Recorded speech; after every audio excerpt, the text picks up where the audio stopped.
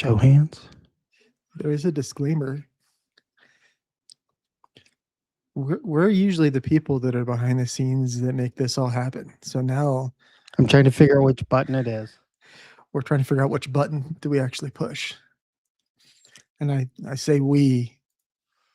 Hey everybody, welcome to Two Cops, One Donut. I'm your host, Sergeant Eric Levine. Before we get started, here's a quick disclaimer. The views and opinions you're about to hear are those of the hosts and guests alone. They don't represent any police department, agency, sponsor, or employer. Two Cops, One Donut isn't responsible for anything said by guests or for any videos, clips, or content shown during the live stream. This show is intended for adult audiences only. We cover real incidents, we show graphic and sometimes disturbing footage, and we don't shy away from strong language or adult conversations. There may or may not also be alcohol involved. Viewer discretion is strongly advised. Everything you hear or see on the show is for entertainment and educational purposes. It is not legal advice, and it's not tactical instruction, and it shouldn't be used for such. By continuing to watch, you're telling us that you understand, you accept all this. All right, now let's get into it.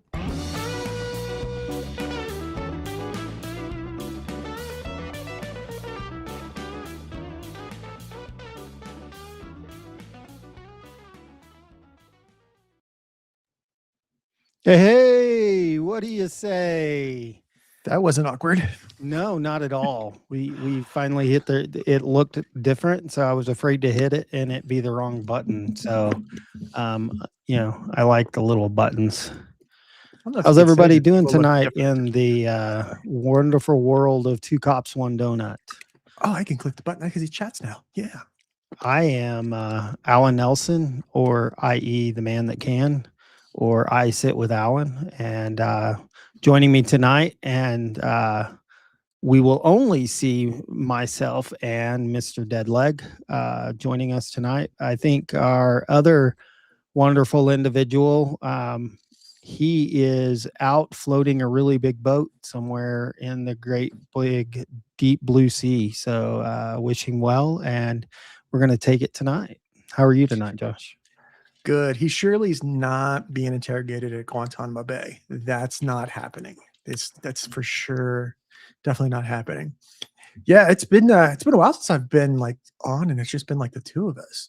Yeah, it's been a it's hot almost minute been a since year. last I year. think the last time it was just me was a year ago when he was on his last one. It's the only time he lets you come out of the closets. Yeah, things have been a little up and down for me. I will go ahead and tell everybody I am no longer employed with Samsung as of about the last day of June. So if you know anybody looking for a great employee, I am out and looking. Yes. But I will. I am very grateful for my time at Samsung, but I was one of over 800 let go on the last day of June. So it had nothing to do with my team or anything like that. Love them all to death. Shout out to public service team there at Samsung. You guys are great. I love you. But they made a business decision, and over 800 of us were let go on the last day of June. I don't know that people really realize. I didn't until I started getting into podcasting and learned like the dispatching side of things a lot more. That like every major, like not just every carrier, every major carrier, every carrier, they have their own like internal department set up. So if there's something that happens and it's in progress, that they can process through things to get pings and try to catch people and find people and stuff like that. And it's really cool. Like once you get into that side of things and you see how much cooperation between places that happens behind the doors, that you and the public faces side, people's like, oh no, they don't ever talk to each other whatsoever. And you're sitting over here at the table. Like we shared lunch yesterday. We work together all the time, but yeah, that it sucks. But hearing that you're one of 800, that it's not you. Right. It wasn't coming in with your shoes off and smelly feet. It was a corporate decision. It sucks, but yeah, I'll vouch for Alan. You put me on a resume. Thank you. I appreciate that very much. It's not the end of the road. It's just a brief pause and figure out, the next steps. I honestly, In the very beginning, it was like shell shocking because I'd only been there 6 months, but it it was like, okay, now what do we do, and what do I want to do? And I've had the honor because of my transition to the public sector from law enforcement. My law enforcement career has led me in directions that I never thought would have been possible. And so I'm very grateful for that. But I'm also grateful for like the community, the law enforcement community. Once you are a law enforcement officer, it's real easy to have conversations with people that are either present law enforcement or past law enforcement, as in this show. It's a comfortable environment, and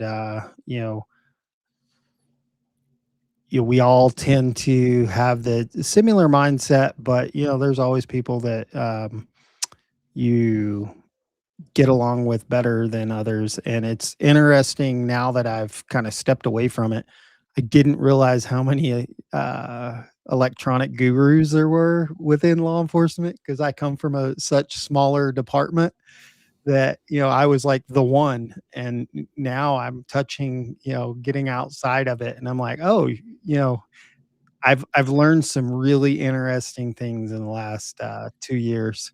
It's been really pretty cool. The real time crime center world, I really wish um, I would have known about that prior. I probably would still be in law enforcement, in that environment, because it's so, you name the kind of technology it's involved.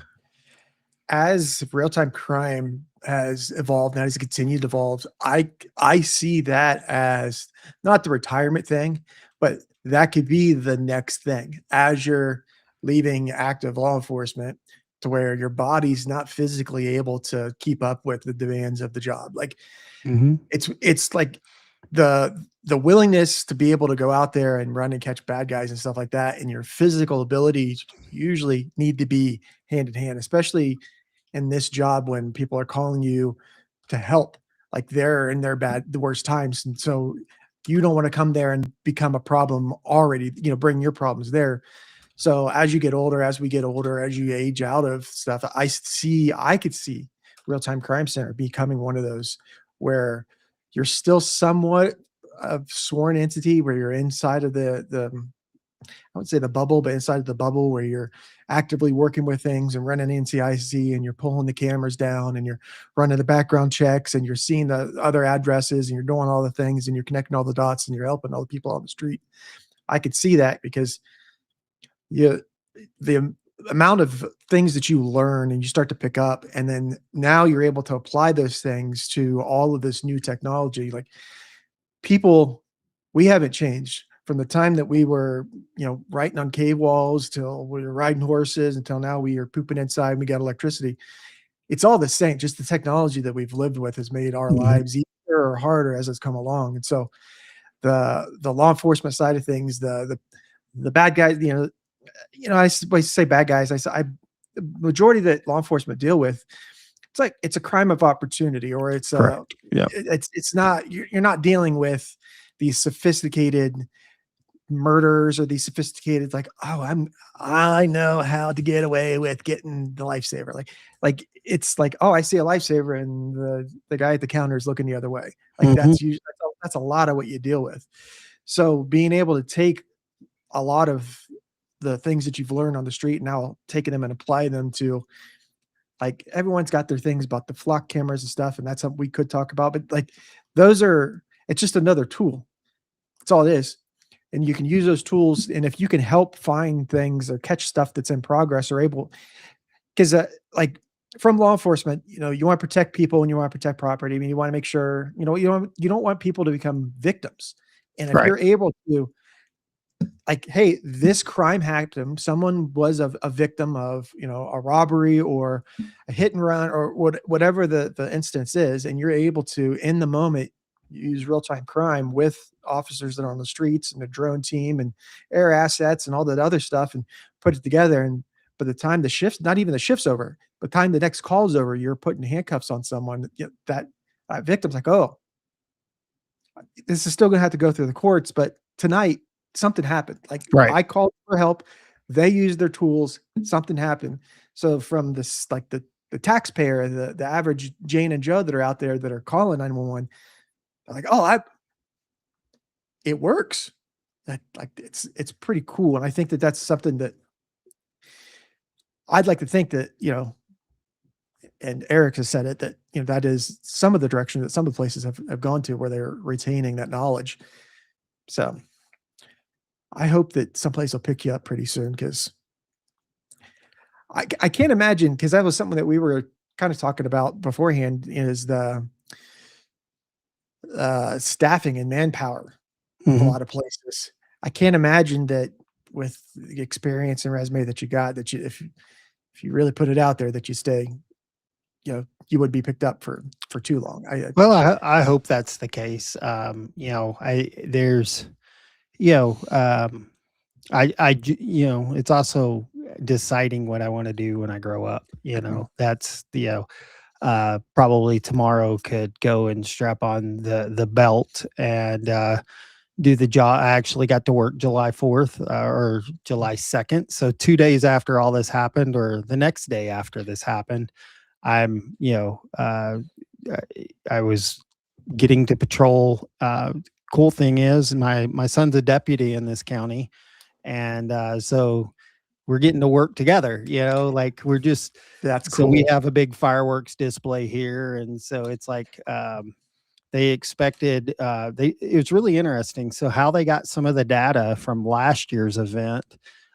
Cell phone pings. And so they were able to get with the carriers and say, okay, how many people were in our location over from this time to this time? And the carriers turned over the data. We had over 16,000 cell phone pings in our little town of 7,500.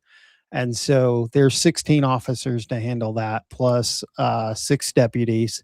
So 25 at most to handle a crowd of 16,000. And I so, don't I don't put those numbers out there to people, but I don't think people really realize how fine line of delicacy of civilization to third world country that we ride in with. Like, yeah, yeah. I don't want to like, I'll just leave it at that. But yeah, Well, so there's a lot to be said there. I see in the talk and the conversation, and this is a hot topic, hot button topic right now, is flock cameras. But to go along with that, um, I'm not going to pick on flock directly in this conversation, but what I'm going to say is we're talking about technology. Anything in law enforcement, movements change, times change, technology changes, and we have to bend and adapt. We have to have policies written on how we're going to use something and how we're not going to use something. But when you talk about a big event and how can you manage it and how can you control it? So one of the things that I have always said, for when I would work at the school and I worked with all the high school kids and I had 1,200 kids. There was one officer, 1,200 kids. Now there's 6 kids, 6 officers.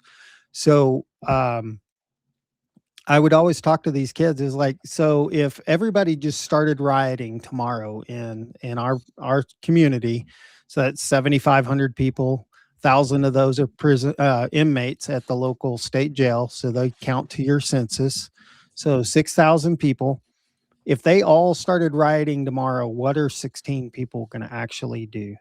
It takes a community. It's all about the community. If we don't police ourselves, then what are we doing? And as far as, if you see something bad, call it in. See something, say something, do something about it. Don't, if you see somebody's mistreating an elderly neighbor, we all want to step up. Well, that's no different. Like if you see something that doesn't look right, what your neighbor's house looks like. If it doesn't look right, let us know so we can look into it. But that's how I see all of the technology. It's there for a tool. I've actually witnessed the use of flock cameras from a murderer.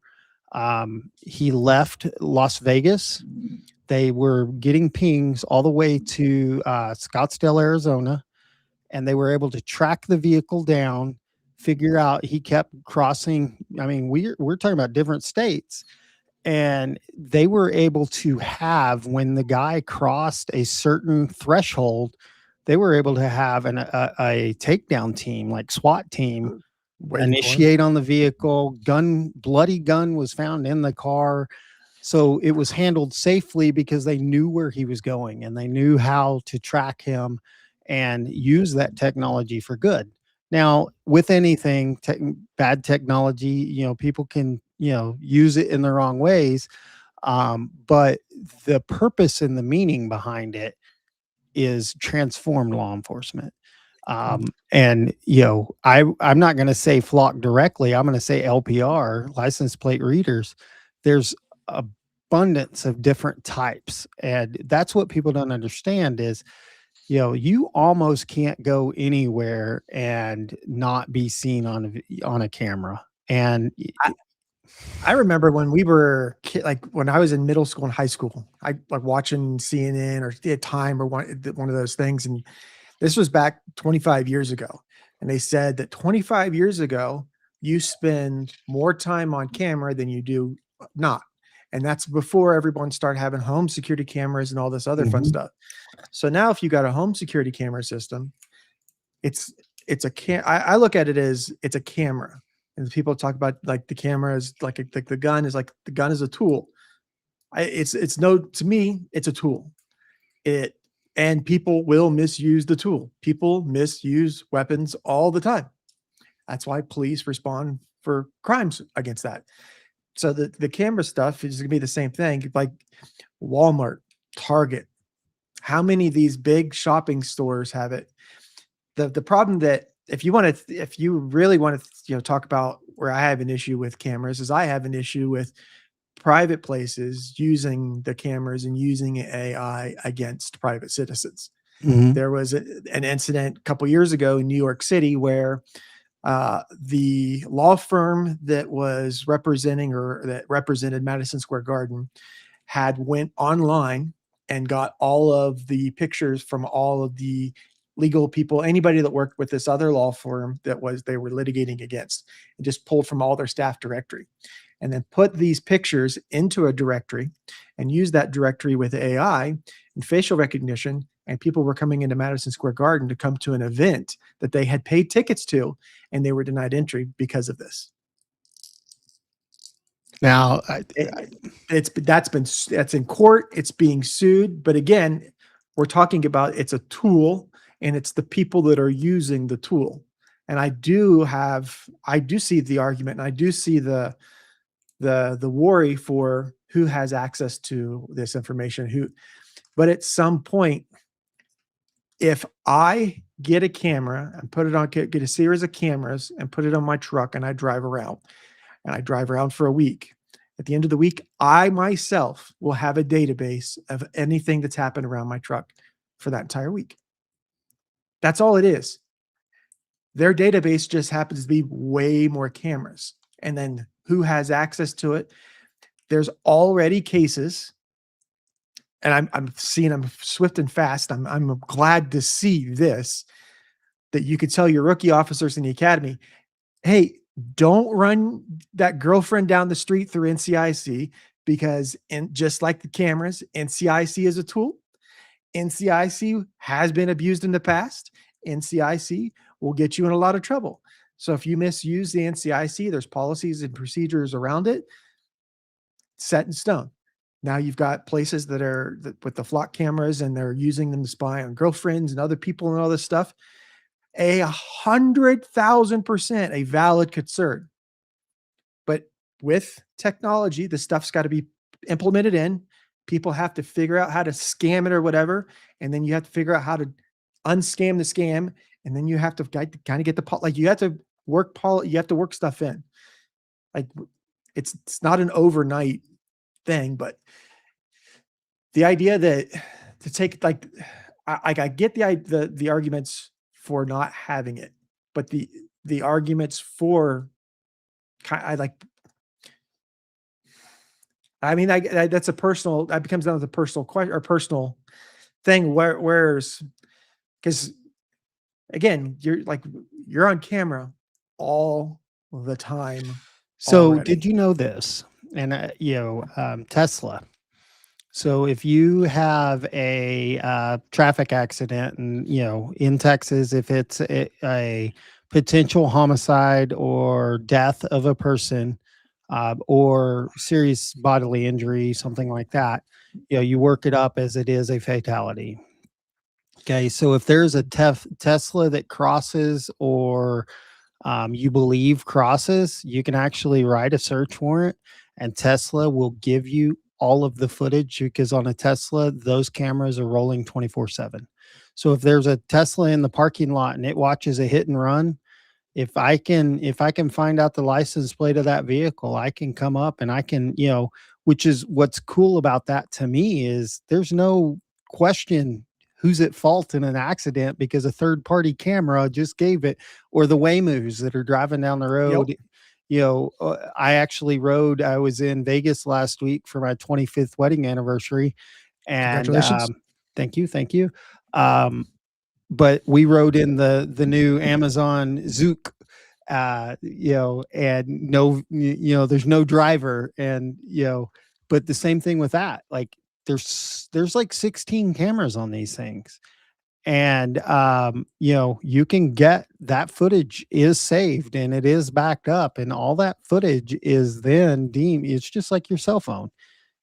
Just because you delete it doesn't mean it's not there, and there's I agree, Harrison. Anything, the misuse of tools, it's no different than the misuse of a firearm. And they should be held accountable, and I think one of the big challenges, I'm not able to, I'm not as fast as keeping up with the chat, but one of the things about, there's a conversation talking about AI, and I love AI, but there is an issue with AI in using it in law enforcement, because you got to make sure whatever system you're using is not one of the foreign Junk. databases, because some of those have been hacked, and you need to make sure you're using a reputable one. So if you are a law enforcement officer out there, I'm telling you right now, do not use Gemini, do not use ChatGPT to write your reports. Don't put anything incriminating in there, because they have been hacked. You know what I hear right now? I hear back when we were going to the academy, don't use Wikipedia as a research tool. Don't use Wikipedia. Wikipedia is not what you You can. mean You you cannot can't use use that? That's not a credible reference? It's not a credit. You can't cite that. That's not credible. It's just evolved. And then in 20 years we'll have a new thing that, because like with AI, if you put garbage in, you're going to get garbage out. Yeah. So to think that this AI is so smart and things, yeah, if you put smart information in, and you yourself are smart enough to interact with that information to know that the information it's giving back to you is real or not.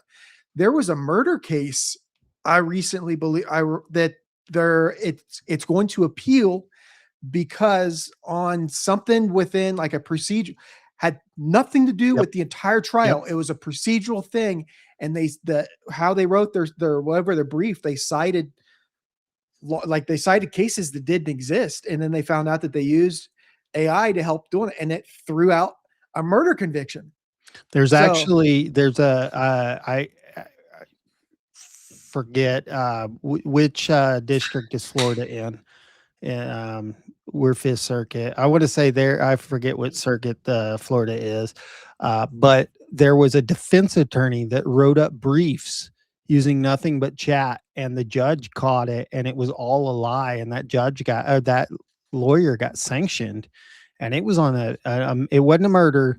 I want to say it was a major theft case, like hundreds of thousands of dollars. But all the briefs were like, instead of the guy spending time, he quoted things that didn't exist, and the judge caught it because of some numbers. And it's these judges that take cases like that, they know that law inwards and outwards, and you better not screw up. And so it took them a long direction. But I think in the next few years, Texas is always, so our legislation only happens every 2 years. And so for any law changes or things like that, it's every 2 years in the cycle. And so we're in the odd year out this year. And so I see some case law coming down the road on there's a couple things that I know that have made it to the circuit courts that I think that we're going to see change the way we do business with some of the AI versions. And with tech, like you in Texas, it's every 2 years. In other states, it may be longer. And a lot of times that a case has to be made first before it becomes case law. Because if there's no AI case that's ever happened before, there's nothing to cite it. There's nothing to, Right. because and so the premise behind like our legal system is that everyone gets the same shake at the stick. Like that's the thought, that when you go into court, it doesn't matter whatever it is, that they're going to look at you for the facts of the case, the elements of the crime. You're going to get to plead your case. You're going to get to see your accused. Like there's a theory behind that. But once you start applying all of this, chat GPT stuff in it and all this other things, then you're trying, I would say you're trying to cheat, but you're trying to cheat. You're trying to go circumvent the system. You're trying to go outside of the system. I would look at chat GPT and any of those AI tools is just that if someone's life depends on it, maybe not Google it. Maybe call someone who is an expert, or maybe Google the expert in what you're trying to do and have those people do it. Like I do a lot with like electrical wiring and stuff around cars and things like that. And I am very comfortable getting into my truck and doing all kinds of things. If I have to touch anything in my house, I'm calling an electrician. There's a person that's trained in that, like they get paid to know that. So let them know to not connect these two wires and you won't get to see stars.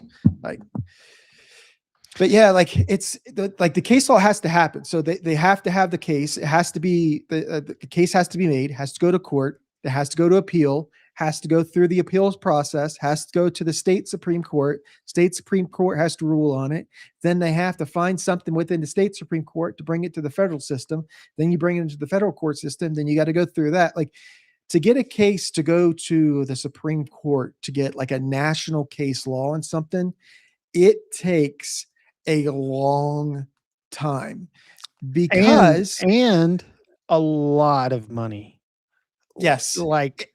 Because they're referencing a lot of other cases. Like we don't need to change the way that we're doing this because we can apply this to this because of all of this other things that we've done before. When all of this other stuff has happened, this isn't an apple, this isn't an orange, this isn't green beans, but we've applied the same thing to those three things. And this is the outcome. So we're going to apply the fourth outcome to this. And this is the outcome that we're going to get. It's got to go through that. The other thing is there's 50 different states. Yep. With each state, there's how many counties. Each county is how many. So if your city has an ordinance or your city has a law, that's your city. It has nothing to do with any other place in your state or anybody else in your county or state. It has to do with your city. Now, if it's your county, it has to do with your county. So sometimes you'll have people that are arguing, especially on the internet, their side of something. And I'm like, where are you at? Like, oh, where you're at, that's the case. But for the rest of the globe, this is what we see. So that's the other thing you have to understand, that your state's gooder, my state is bestest. That's the argument that happens all the time, especially because with emergency lighting, because that's one I can apply to. Because in Texas, what do fire trucks have on your, what color lights do you have in your fire trucks in Texas? Red and white. Red and white. That's for a lot of places is red and white. A lot of places will do red and blue. Yep. Some places do all blue. Yep. Police cars. What are police cars in Texas? Red and blue. Red and blue. You go down to the great state of Georgia and you don't stop for their troopers because they're running all blue. Yep. Florida, all blue. So you got all of these, my state's bester, my state's gooder, my state, because you get caught with blue lights on your car in Georgia or Florida, you're screwed. You get to go see Bubba. Yeah. you get to become a census number for that county's inmate population. Lost hog right That's there, what happened. buddy. But in Texas, you can have blue all over your car. Yep. It's so when it comes like for the license plate readers, for the camera systems, for that stuff, it's always going to be the person that's doing the manipulation that's the problem. And that's what needs to be litigated. That's what needs to be focused on, is that portion of it. And when and if something happens, you drop the hammer, because the potential for what is there, the potential good, in my mind, outweighs the bad. Yeah. Now, on the other end of this, what's the bad? The bad can mean someone gets killed. Like, you could save someone's life, and also someone could use this technology to try to take someone's life. Like, that's the same like that's what it is. But if you can apply that and understand that the people that are having access to it, that's another thing. Because with your real-time crime centers, because I was out of law enforcement before that Yeah. really Yeah. became a thing. So with those, is there, I guess the question is there like a security clearance level? Or is there like an Yes. access level to Mhm. where like patrol guy, there's no reason that the patrol guys need to be doing some of that stuff because they're patrol people. They'll hand that off to a detective, and the detective will do the searching. They'll hand it off to the Yeah, it just RTC depends guys. on your jurisdiction. So like and it also depends on like let's talk about we'll talk about the big the one everybody's concerned about right now, flock. So if I am local and the flock cameras are, if you'll notice where flock cameras are located, they're always in the easement. So they're in the public viewing direction, okay? And they're angled and they're faced in the way of seeing just the streets, okay?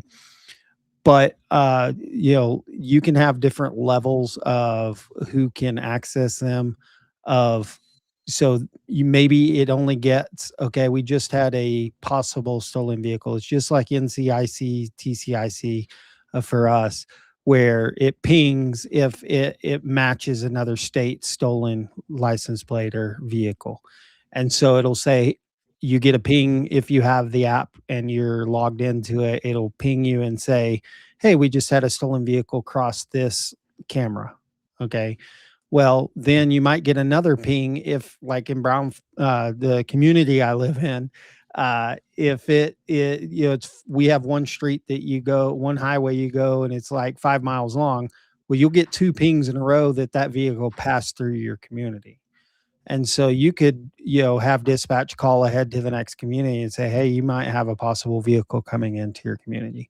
But all you're going to get is a ping. You're not going to get any database searching, things like that.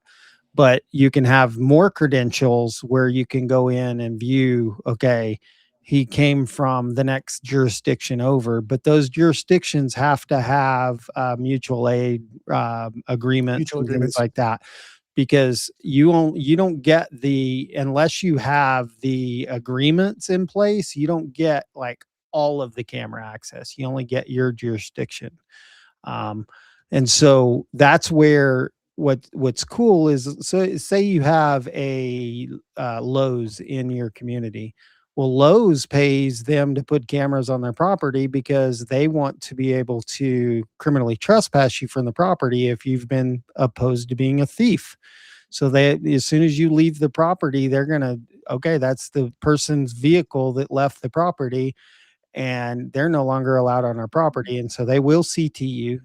Generally, they don't do much more than that. They could go after, theft charges and all that for these people stealing, all the electronics or the power tools and things like that. But they will also sign agreements with local agencies. So Lowe's will sign an agreement with their relationship with Flock, so giving local law enforcement.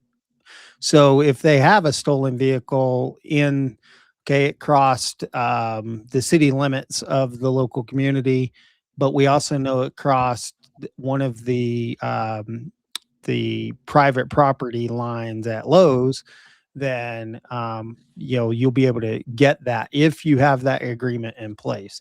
Not all cities have agreements with with everything that's going on with the different companies, because Flock is not the only company that has LPR guys. And if you think they are the only ones that exist, then you're mistaken. I can probably name 6 off the top of my head, and some of them are the biggest companies out there. So Flock is just the one that has done just LPR the longest, probably. But I can think Security's of 6 of them right now. security's big business, big money. Oh, and like I would say security is been in like, just think of Vegas. How long have they had security stations? Like, when you think of a real-time crime center, think of all these movies that you've watched where they're watching the casino floor on a movie. That's what a real-time crime center is, but on a That bigger scale. Like, that's the best. Not the best way to like kind of describe like what RTC is. yeah, Like that's exactly what it is. It's all of these parts moving together. yeah, But more or less for your clip that you can pull later, to have access to it, there's echelon. yeah. So even then, once you get into that, the people that have access to it, those people that have access to it are subject to be audited to see what Timestamps, like, to see what just, their access is, any of that stuff. So yep. if you're at home at 2 a.m. looking at stuff, they're gonna go, "Are you in insomnia working on a case, or what are you doing?" You're gonna have like there you need a credible law enforcement reason for using the tool. That was one of the like when because I worked for the Department of Defense, and we had, this is a long time ago, and even back then we had some cameras that we used to call God cameras. Yeah. Like I could pull your driver's license number off your driver's license from a mile and a half away. Like it's it's incredible what we had 15 or so 20 years ago. So to think about what they have access to now, Oh, just on that, I like mean, I don't work for them anymore, but this phone right here, I can't get it in. This phone, I can literally zoom in from a mile and a half away and get your license plate. Like, the ability of technology today is, oh, it's just blows me away. So Harrison Brock said something here. I'm reading everybody. I'm just me and talking and doing the show. So, Alan, someone else could be driving the car back, and that's where law enforcement, like, you have to be a detective. You know, right, wrong, or indifferent. What we're looking for is the car. The car. Now it's my job to prove who is driving that car. Um, with AI and using some of these cameras and things like that, I can almost verify direction of travel, things like that. And so now I go to that local convenience store and I go get some of that camera footage. And here's the thing: a lot of these liquor stores and gas stations, bars, they sign up with the real-time crime centers. And if usually at the real-time crime center, there's 2 or 3 guys that all they are is community liaisons, and they go around and get a contract with you, and they have access to their cameras. And so, like, they can pull up. I mean, I know that this bar is on this intersection, and I know this car is traveling this way. I can log into their system remotely, and I can wait for that car to drive by. And so all I got to do is verify who's driving that car. Like this technology exists and it's already being used. And just because it doesn't take a lot to prove who actually drove the vehicle. I mean, let's just use toll roads. officers have access to the toll road cameras. Like, we DOT actually traffic had cameras. it's called ATAC, Android Tactical Awareness Kit. Okay, and it's done by the Air Force, but it's open source. And so any agency, you as you can go and create a TAC server. And so there's people out there, you can get the highway cameras, you can get like all this stuff. And so it's an app on your phone and every officer can have access, and I can pull up and see what the congestion is on a highway. Like I can figure out how to work around, like if I'm getting called to a major crash scene and I need to work around a major backup in the high, like I can pull up the map and go, hey, this road's blocked, and so it shows me a way, and it's all free. If you know, CDOT here in Colorado has an app, and Mhm. it's from them.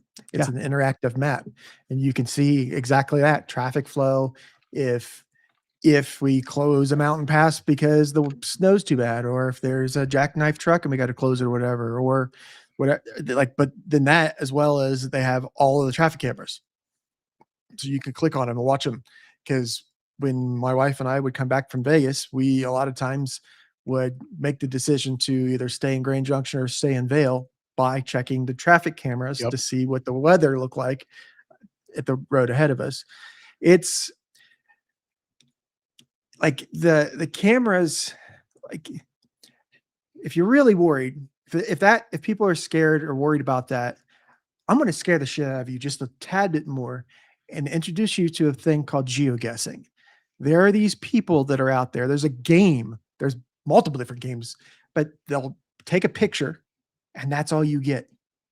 Oh And yeah, they're yeah. and they're able to find where you are. Like, What's that guy on TikTok? And it's like, where am I? he's like, where am I? He's like, oh, based on this grass here, this grass only grows on this, so this, and this grass only grows on this time of year and during this year. And then based on this time of year and looking at the way that the sun comes through, it's about this. You are at this point and you are at 10:32 in the afternoon and you are facing northeast. It's unbelievable. Like they can track, so the sun is a fixed object in the sky Yep. that our spinning disk rotates around, because we're not a sphere, we're on a disk. So, but you can look at that stuff and look at pictures to track things. And historically, detectives have done that. They have forensically analyzed pictures to say where the sun was, to see where the shadow. Like, there are people out there that 15, 20, 25, 30, 40 years ago, they didn't have computers. So all they had to do was trains. Now we have all this other technology that they can just people that just nerd out on stuff and just go nuts. Mm-hmm. And it's the stuff that's out there. When I say open source, meaning you can get to it, anybody can get to it. It's open. There's no government controlling agency. There's nothing it's an open, it literally what it means, open source. So, like, there's that. Second to that, I was roommates with someone that worked for the NSA during the same time frame that Snowden worked for the NSA. They didn't work together, but they worked together, but they weren't like the same, like that. I'm a janitor and you're an IT guy. Like, we physically work for the same company, but we don't do it. Like, they did two completely different things. But even back in 2011, 10, like what you could physically do to spy, and like, I just know that if someone wants to spy on you, they're going to spy on you. Mm-hmm. So I've just, like, anything that I send on my phone, I automatically just assume that I yelled it to the world. Yeah. Yeah. Because even if I'm just texting it to one person, or I'm texting it in a group chat, or I'm texting it through a secure app, secure app, like the thing is it's still got to go through the same river. Like, it doesn't matter what boat you put your picture on, you put your information on, it's still going to go on the same river, the same internet that everything's got to go through. And all you need to do is have someone with a little bridge just looking, seeing what kind of boats are coming over, just watching. Mhm. And that's like, so if you think that you can't be hacked, or you think like there's worse things to worry about. Yeah, There's bigger it's things to all worry X's about. and O's. I mean, literally X's and O's. It's language. I would, to me, my thing is, it's everything's political, and the easy way to find how political it is follow the money. So who's got money invested where, and that's why there's pushback against, or that's why there's pushback for. So Yep. one, like for the TV aspect of it, follow the money. That's why they're telling you to do it. Follow the money. That's why they're telling you not to do it. But from the people that are using it, like if your loved one was the victim, you would want the law enforcement and your state and your city and your county to go hell and high water. They would want to bring in all the Blackhawks, bring in an aircraft. You would want to bring in every possible piece of technology to solve the crime, to find justice for your loved one. You would want that. Yep. Yep. Like, I get it, but at the same time, Yeah, like, and it's one of those, you're damned if you do and damned if you don't. Like anything we use, like you were saying earlier, we're going to have rules and regulations, and things are going to be manipulated. The sad thing is, how long does it take to get a law made, depending on your state and jurisdiction? I have city ordinances that are on the books. It's illegal in my community. It's still on the books to spit on the sidewalk.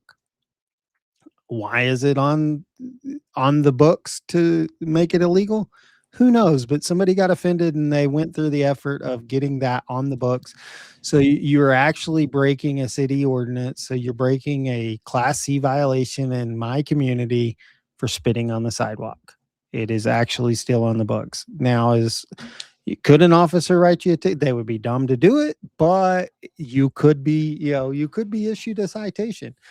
There's it's illegal to do to paint your chicken in Texas. Like, that's still on the books. Like, so there are laws and things it takes. I forget, like for a state law, like it's, I want to say it's 6 years for it to actually go through the cycle and become a official law or something, is what I read once. that's just for But Texas. how many things change in 6 years, technology And wise? and the people they're saying, I wouldn't want to give up my liberties. I understand that. I And completely agree. believe me, there are other people that feel the same way. There is a community in Illinois that has completely, it is a gated community, and they have completely banned the cameras altogether. Google's not allowed to go in there. Like, there's no Street View. It Right. doesn't exist. And if it comes up, they go to court to get it taken off the internet. That's how much they value their privacy there. Yep. So if it's something that I would say that that's the hill that you want to die on. And I don't want to make it that, but everybody has their thing. My thing was parking in handicap stalls. I didn't care. I didn't care. Either you had the ability to park in a stall, or you shouldn't be there. Yep. There's no third party. There's no, well, no. You either have a doctor that says you've got something wrong with you in life, that you need a little help, or you're a piece of shit. That's the two options you were with that. Mine was unrestrained child. That's always a good one. That was my, like, you're not, I didn't give you any leniency on that one. But like, it's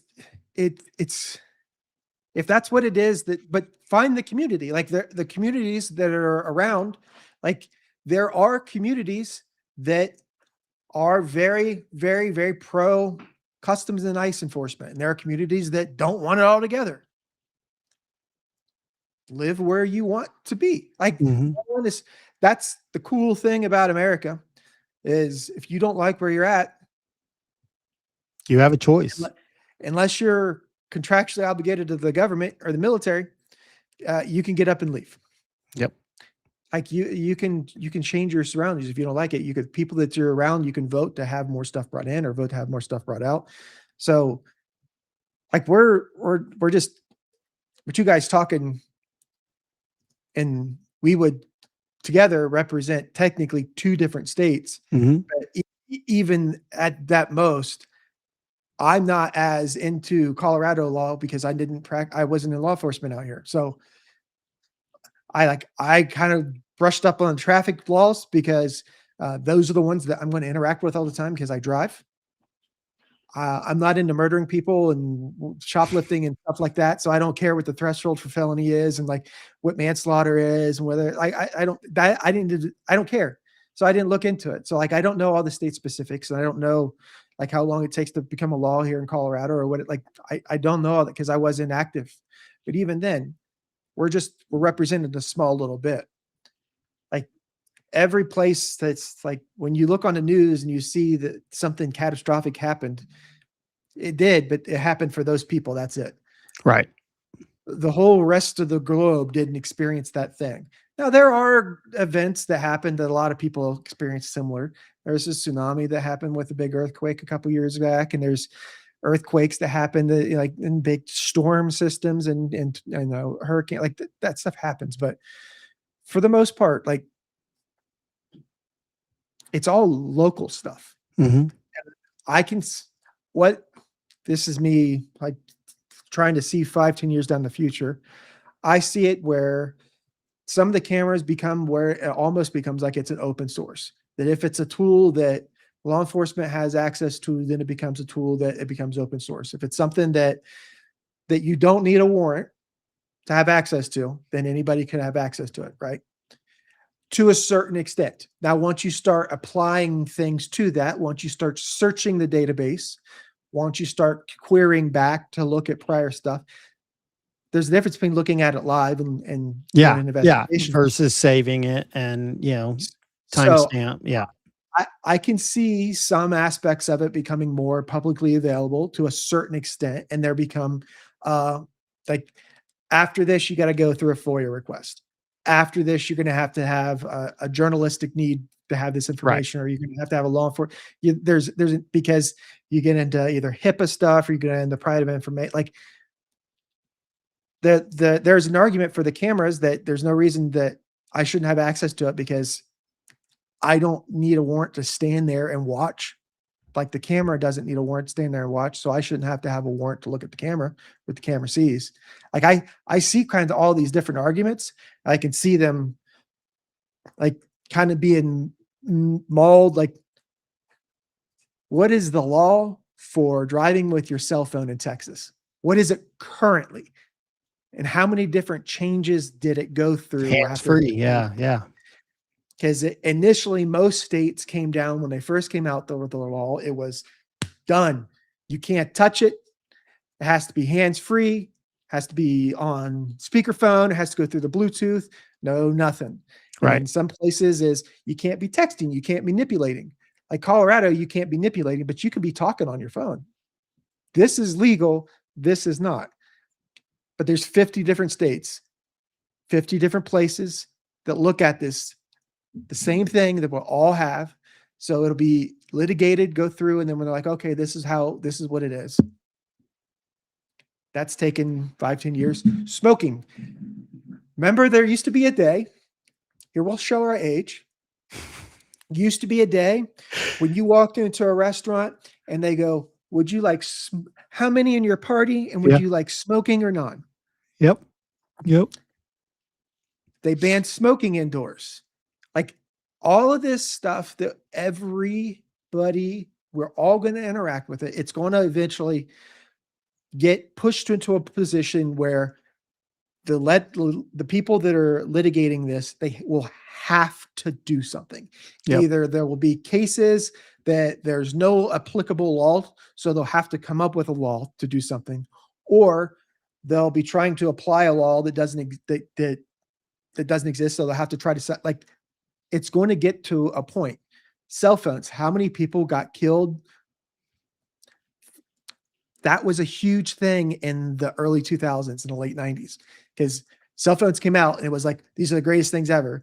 And then they're like, oh, you can't do this and drive, because if you're doing this, you're running people over. That's a bad thing.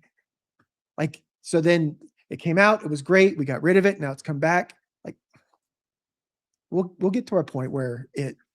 Oh, I remember in high school, and when your radio, you had, when the first screens were coming out, and you thought you were, I wasn't the guy that I was always installing it for my friends, but the cool video screens, and you could watch a movie or whatever, and that was illegal, and because it was distracting, and now PlayStations. you look at these cars. I mean, they got a bigger screen, than I had when I was, my kid.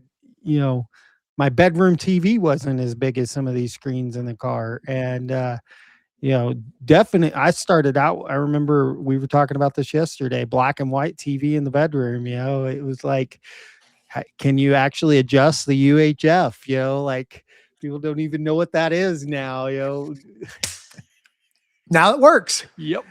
Go up and slap the side of it. The rabbit ears, Yep. Or that. Well, so you had those, and then during that same time frame, then you went to color TV, and you had the first 10 or 15 channels. But they were the buttons. That it was just 15 buttons, or it was the rotary. And because we were younger, we were the remote. Yep. Go turn to channel 2. Go turn it to channel 10. Go turn the volume up. Yep. Hey, phone's ringing. Go grab me the phone. Because then you got the phones and the transition from having corded phones and cordless phones. Yep. You got all of that transition too. Like we're like in this time that we live in now. If you're like 12 to 25 years old, like, there's a lot of things that that have just been here your entire lives that we've had to go through as they've been implemented into everyday life. And some of it's very rough. Some of it's not so rough. Right. But eventually it manages to work its way out, because of what I've also found is, historically, wherever I've lived at, and I've lived all over, everybody generally wants the same thing. Mm-hmm. You want a little bit different versions of the same thing, but everybody wants to have ice cream. Some people want vanilla ice cream, some want Rocky Road, some want like, you want different ice cream, but everybody wants to have a good time. Everybody wants to work and be adequately compensated for the work that they do.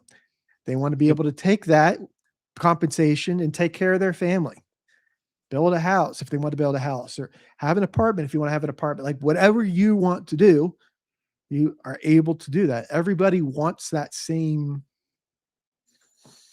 thing. But well, we've been on for an hour now. Chat, what do you guys want to hear from us, or do you guys want to watch a video? What do you want from us? We're here for you. That's why we do this every week, is we want to know what y'all want us to talk about. I think we've rambled a little bit about all the topics I've been seeing going on in the chat, but I can talk about being old and all those different things anytime. I would like to actually, I looked up and noticed your glasses. I'm actually intrigued by some of the new technology that's coming out on the glasses.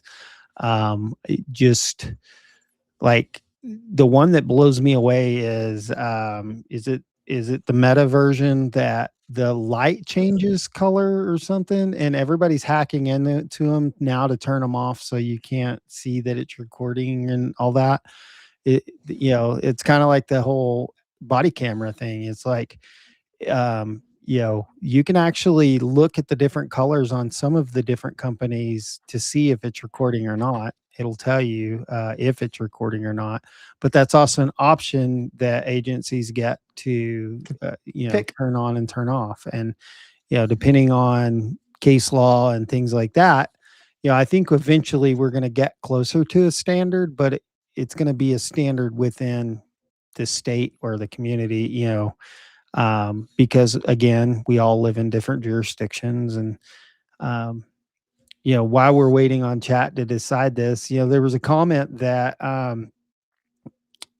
I actually was talking to somebody that is like big gun guy, major, in law enforcement. I would call him a tackleberry. Like he's one of those. It's got every adapter piece. Not getting into rights and things like that. But I was like, I had been to this course and I was all excited to talk to him about, I couldn't believe this guy was talking about, not wanting guns and, doing away with guns in America. And I'm like, that, and I'm talking to this tackleberry and he's like, I'm all for that. I would love for there not to be guns. But the moment that they were invented, I want guns too. And somebody shouldn't, because once they were out there, you're never going to get them taken away. Like, because, look at Australia, they did take them away, but there's still guns there, and I completely understood his viewpoint on that.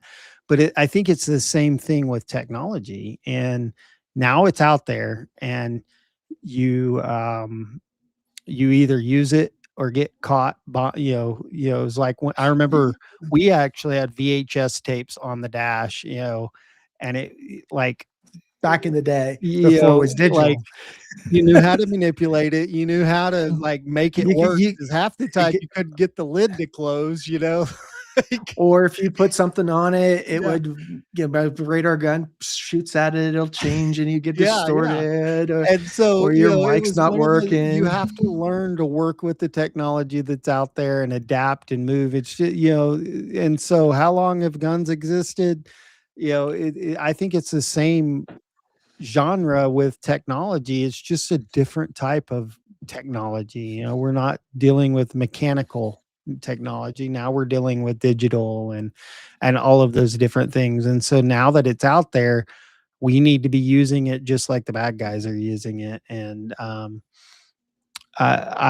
all for it because I am a tech nerd and I love anything, the moment that I could electrocute myself with voltage on a car, I was hooked. And because like there were things that like you joke about that it happened in GTA, it happened in GTA, it happened in a video game. Like there's a lot of things that have been video game things that are now like up until like the last 2 or 3 years, I had never really run across like body cams where you're, chasing a car and then they called a buddy to come be a blocker for you. Like you got all your buddies on Motorola or Kenwood, they're coming, Stadies, everybody else is coming, but then another buddy of the bad guys comes and tries to block. I've seen that happen quite a few times in the last couple of years. Like with that's something with cameras that, like, here's the thing with cameras. Cameras, they allow you to see things, right? They're no different than an observation or surveillance tool.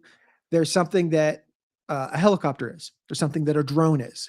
So a lot of places that, you'll argue, because one of the things we talked about, chase or no chase. That's something we could argue that argue that both sides that coin up and down. Like, but here's the thing. So if you don't like chases, we identify for the vehicle is we have an extensive camera system network that we've used with all of our agencies and our mutual aid partners around the area and the community. As soon as I identify what the car is, and I can positively identify what it is, I don't have to chase it anymore. Yeah. Like then your camera system, your real-time crime center essentially becomes an air support. Like, yeah. it's like when you I thinking back all the things that I have ever interacted with in my career that have been in progress, and like, man, how great it would be if we had a helicopter.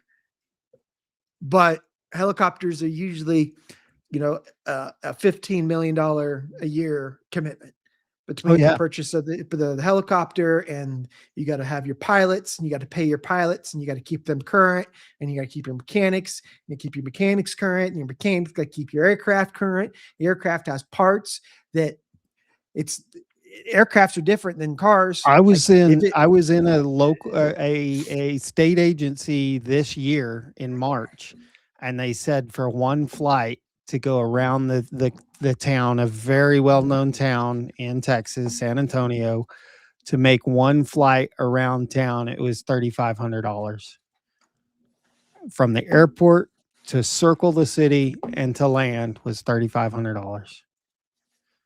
like it costs it that like an aircraft is a piece of machinery that costs money whether you're using it or not. Like, so that's where, you know, he works for, he doesn't work for this place anymore. I'll say that. He works for someplace else. I don't want to act out him or anything, because he does active operations and stuff. But when he was with a local city police, the police department, they were trying to get a drone, and I helped him work on his get their grant together, and they put it they submitted it jointly with the fire department, so they got it. They ended up getting a pretty nice FEMA grant, and they allowed them to get 2 smaller drones and then a bigger drone. And the bigger drone that they got, it had all the bells and whistles. It had FLIR on it. It had, telephotic lens, like it had everything. I could be piloting it and have line of sight, and then it gets to the end of my line of sight at the beginning of yours. You can take over for the drone in flight, so we can keep it in the air. Like, the pilots could piggyback on the ground, and the aircraft could still fly in the air. Like, it was really cool. But the biggest thing that was argued there is, this isn't a helicopter. Yep. Like, you're maintaining it is plugging most of it's plugging your batteries in. Like, that's your Right. maintenance. Like, so I feel time, but trying to help while we're pulling some cameras up or pulling some, Yeah, no, whatchamacallit up. like which is the one that we normally do? Blue Cam. Is it blue? Blue Cam. Police Activity is another good Police one. Activity, that's the one. Midwest Safety is another good one. There's quite a few good YouTube channels out there. There is. We usually use, because when you go to it, it's real easy to relatively they have like all break the it down information. to like length and Yeah. Oh, message. Oh. So did you see I don't know if this was just local news. I haven't found the video of it, but there's a lawsuit against the fire department in the city of Corpus Christi. The roller coaster broke down, and the lady on that they had to rescue, the fire department went up there with their fancy little ladder and hoisted all the way up there. And the lady is suing one of the fire fighters, and he actually had body camera on, and she's suing him for groping her when he was grabbing her to put her on the ladder.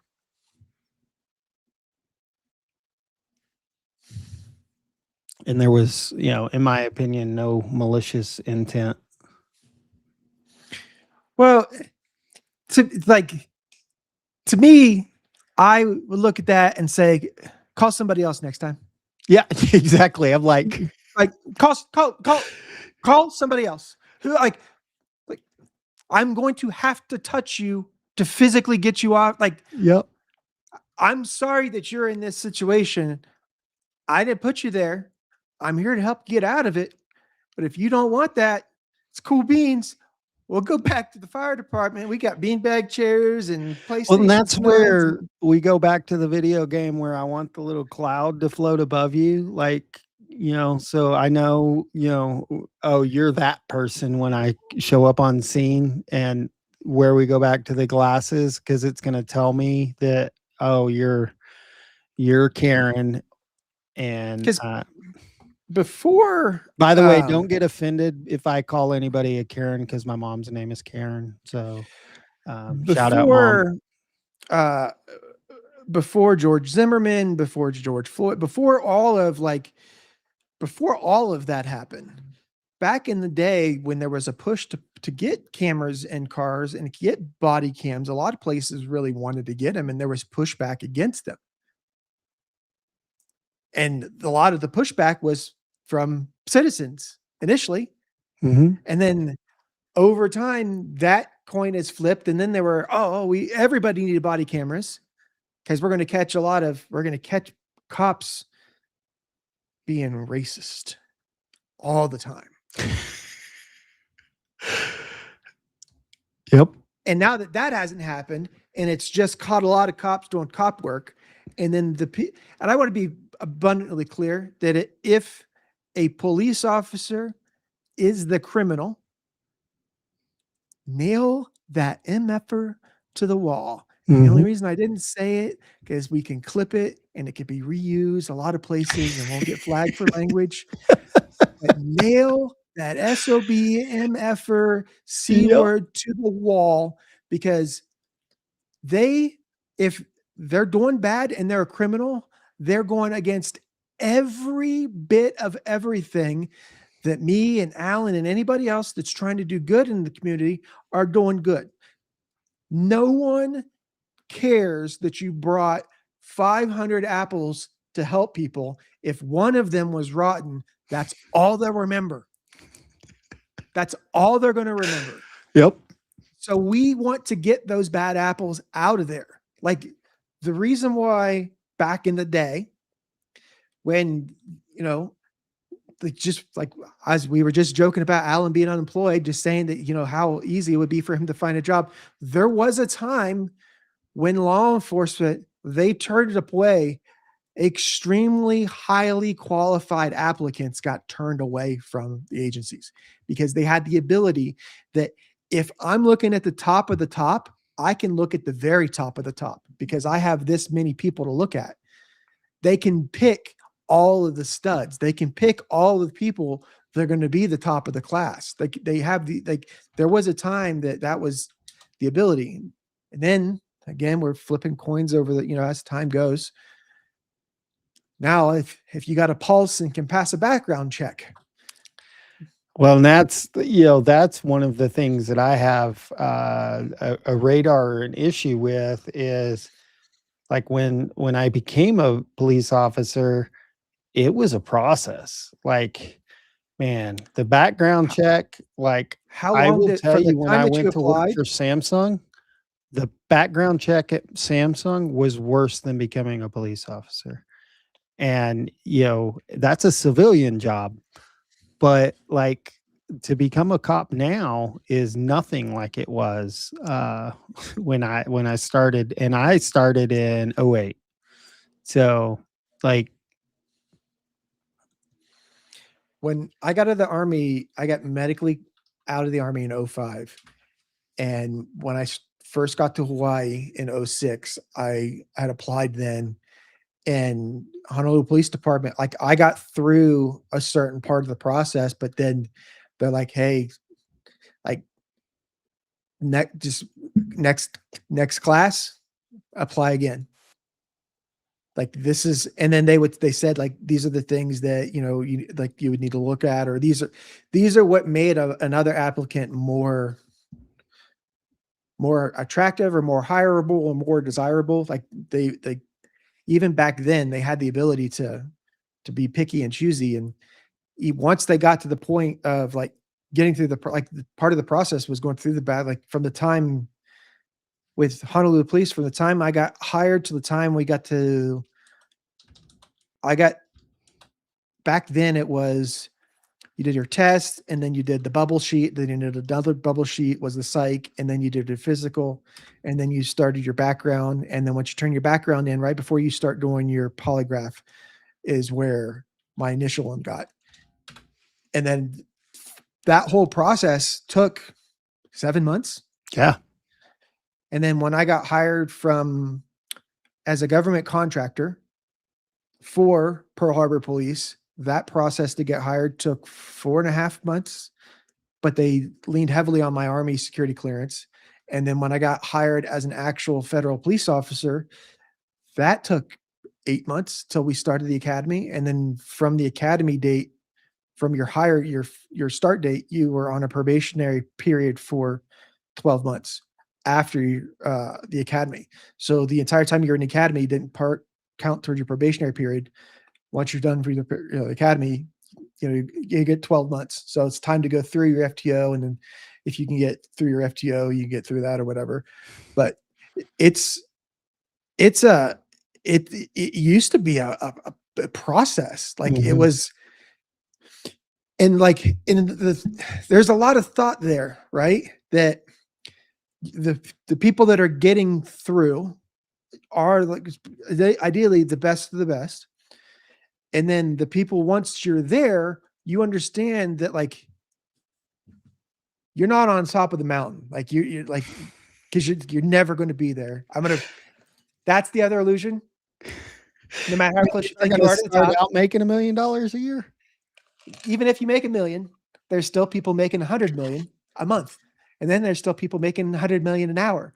And there's people making 100 million. Like no matter how great your shit doesn't stink, somebody else's stinks less.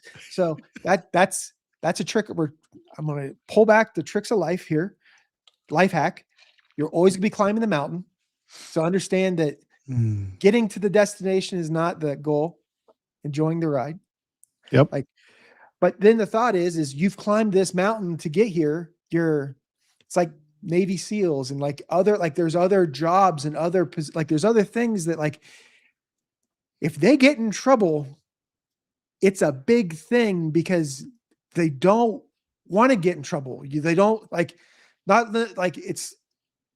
don't want to do anything to jeopardize losing everything that they've worked for. There's thought towards that. I was talking to an agency recently in the last month and a half. They started off with 30 officers. Okay. They went through the academy. We're down to 19. Graduated from the academy. 2 of the 30 made it through FTO.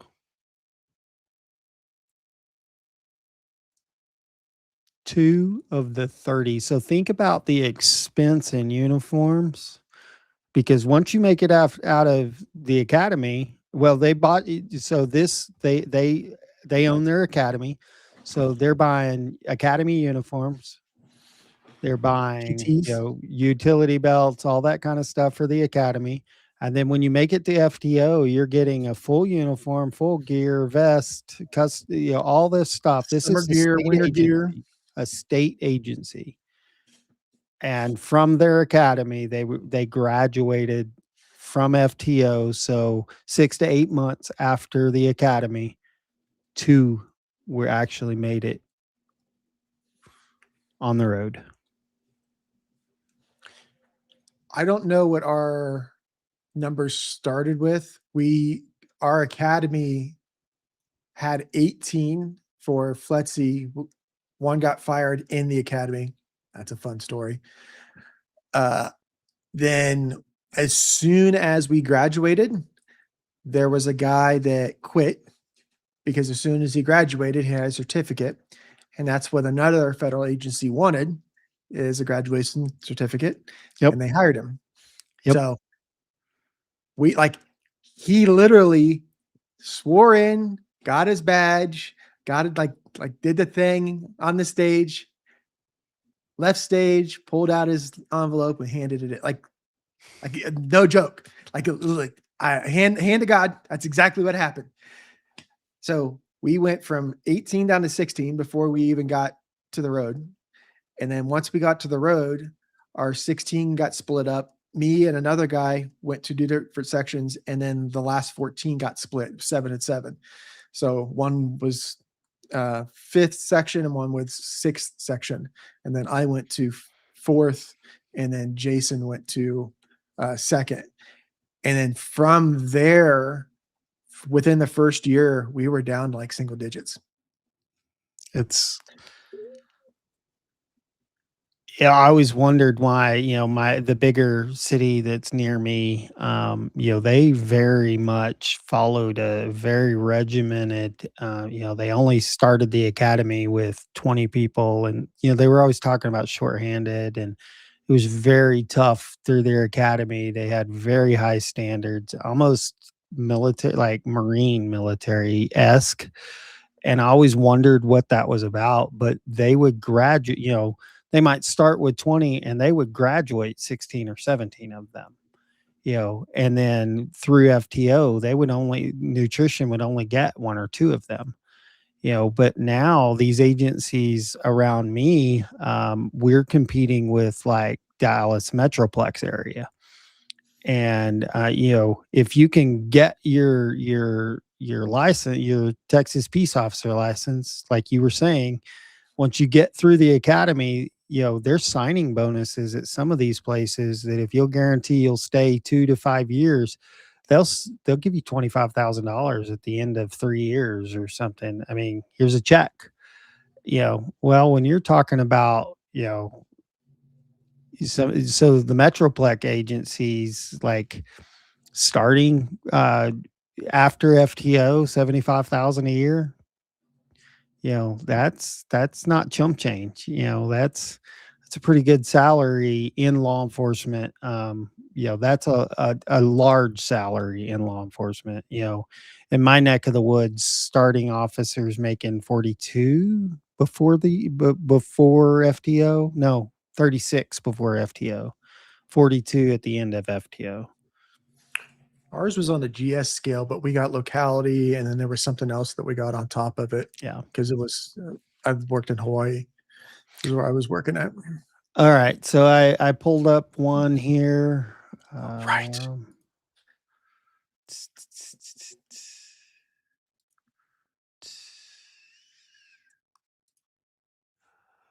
Biggie size. And play. Can you hear it? Hey.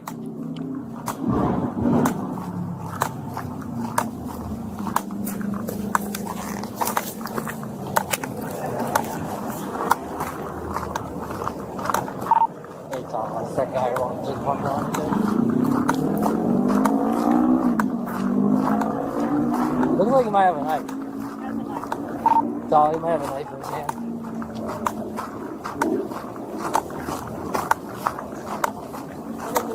Confirm where you are now. You have 15th Washington still. We're at the Valera. All right. So far, what you've seen, what do you know? It's noon. You have backup on the at least one, possibly two officers, because he says that he's reporting things to somebody else. And then I can see here, I'm pointing on my screen, so you can't see that. There's a Tahoe on the right-hand side of the corner, and there's an officer sorry left from there. So there's multiple officers here, and then I'm going to guess that there was some sort of disturbance or something reason that they got called here, and that he potentially has a knife. And a knife usually is a sharp, pokey object that cuts and stabs and hurts. Blood and all that stuff is supposed to stay inside the body, and usually knives make that insides go outside. So those are potentially dangerous. So, the first thing that I don't know what we're doing. There's a reason why we're out of your vehicle. Rule one for Alan is I was always one of the faster officers on patrol. I'm no longer as fast as I once was. So I'm going to stay with my vehicle unless there's a reason to leave my vehicle. And I do like that we're not chasing this guy, because if you've ever like I, this isn't a great analogy, and you guys don't beat me up for this, but if you've ever had a dog run from you, like your dog runs away from the house, if you chase after it, what do? They run. But if you like walk, they calm down, so you're not pushing the person to move faster away from you. And you're also allowing more assistance to get to you. So that's one thing I really, and he was verbal. He let everybody know, hey, I think I see a knife. But he is getting a little far away from him. We have pedestrians potentially at a gas station. So if he has a knife, I have some concerns there. But all right, I'm He gonna is let it. taking the time while they're doing this. Somebody's pointed out the gloves are on, so he's ready for a fight. Yeah, That's a good analogy. If you're on a scene and a cop starts putting gloves on, yeah. somebody's about to have a bad day. Well, but if you notice, I don't think those. I think those are rubber gloves. I think they look just rubber gloves. I don't think they're leather. Most of the knives, gloves that I wear anymore, I'm only putting the gloves on because they're knife gloves, so they're made for slash resistant. not getting slashed or punctured with injectables. Syringes. I couldn't come up with a word. All right, I'm gonna let it play for a little bit. It's this one's a shorter one, so. Parking lot. He's walking southbound. Hey, get back. Go look through your car. Good communication. Stop right there. Hey. And I like the thought. Stop. Hey. Drop that knife. Drop that knife. What, a gun pointing as a knife? Drop the knife! You're gonna get shot, dude! Drop the knife! We're at 50th and Washington. He just lunged at me with a knife. Your car's code 10. Running southbound along Washington. He's gonna be a Hispanic male. Drop the knife! Dude, I'm gonna shoot you. Additional cars.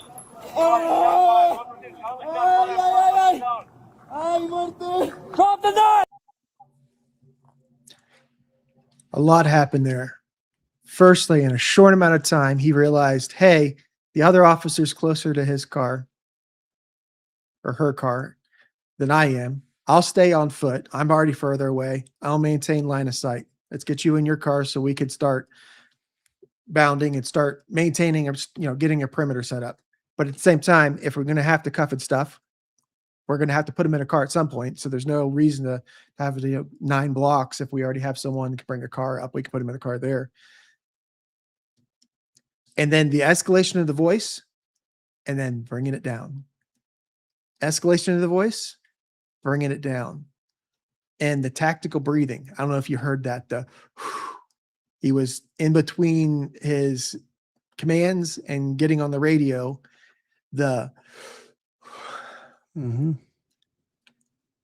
Cognitively aware of the stressful situation to know that, hey, my body's processing stuff. I need this oxygen right now. My adrenaline's dumping right now too. Let me slow it down, but give it what it wants. I'm going to give it what it wants, but I'll give it what it wants at my pace. I'm still in control. I'm still calm. I have control over everything, like the calmness. But then straightforward commands: drop the knife. Don't come at me or I'm going to shoot you. Stop coming at me or I'm going to shoot you. Like he specifically said, hey, don't do that or you'll get shot. He continued to do that. And that's a butcher knife the size of his forearm. Right. I would. There's no shoot that's I would say is a good.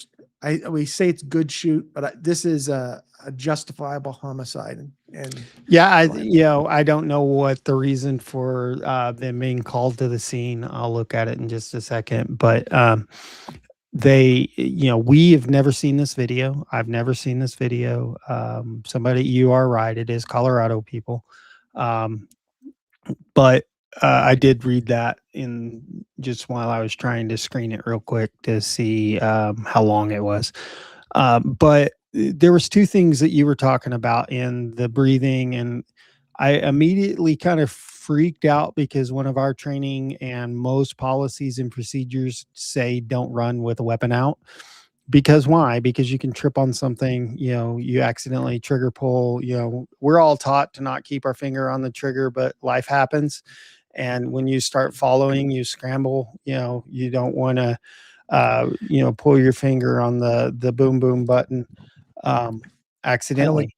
And I don't want to get so, sued by the gun maker, but there was a gun that accidentally goes off sometimes too, yeah, yeah. allegedly. Well, they So fixed that there's that. problem.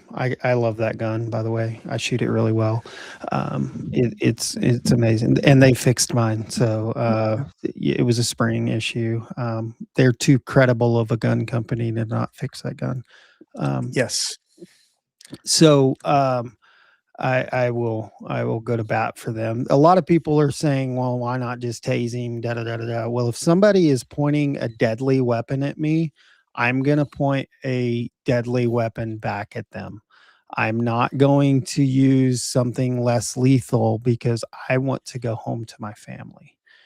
Now, if somebody else is at this situation with me, one of us can have a non-lethal out. I have actually been in this exact situation, and I was the one with the gun, and the other guy was the taser, and the taser did not work.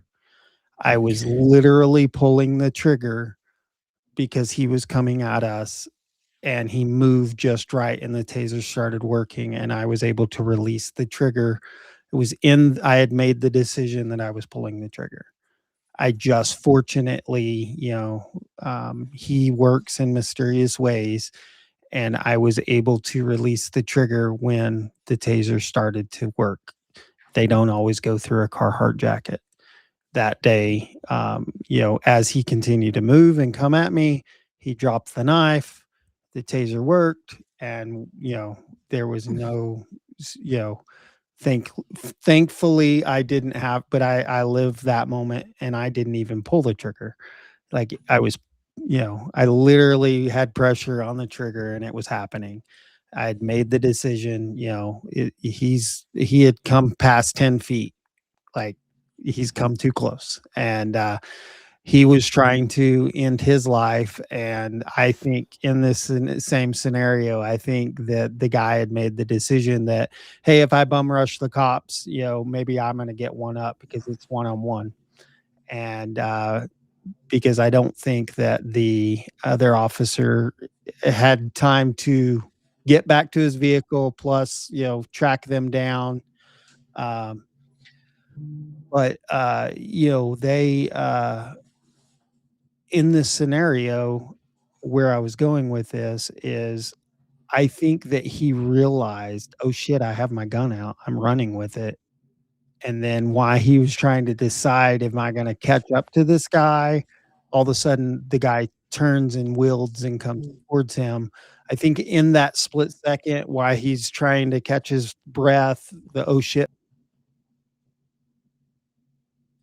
Oh, I'm not sure if it was my internet that has gone out or if it was Alan's. So I'll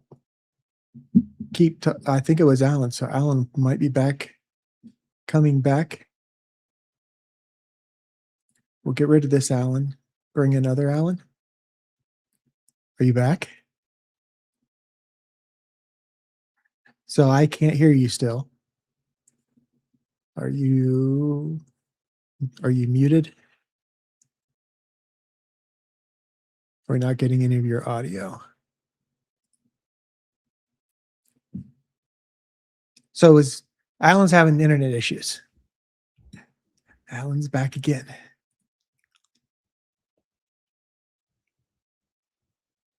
Are you back?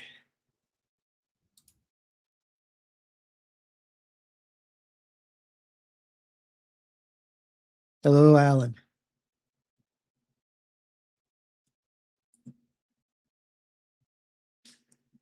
Yeah. So I might say kill time, but fill in a little bit. I do believe the same thing with, like, as he was explaining his slowing down and catching the breath and breathing, because he did in his motion, while he was running, he did kind of slow down, realize, hey, that's when because the tactical breathing was something that because that's kind of a newer thing. It's something that was taught in CQB school and stuff like that, but it's not something that's usually taught in like for patrol and guys working the road and stuff like that.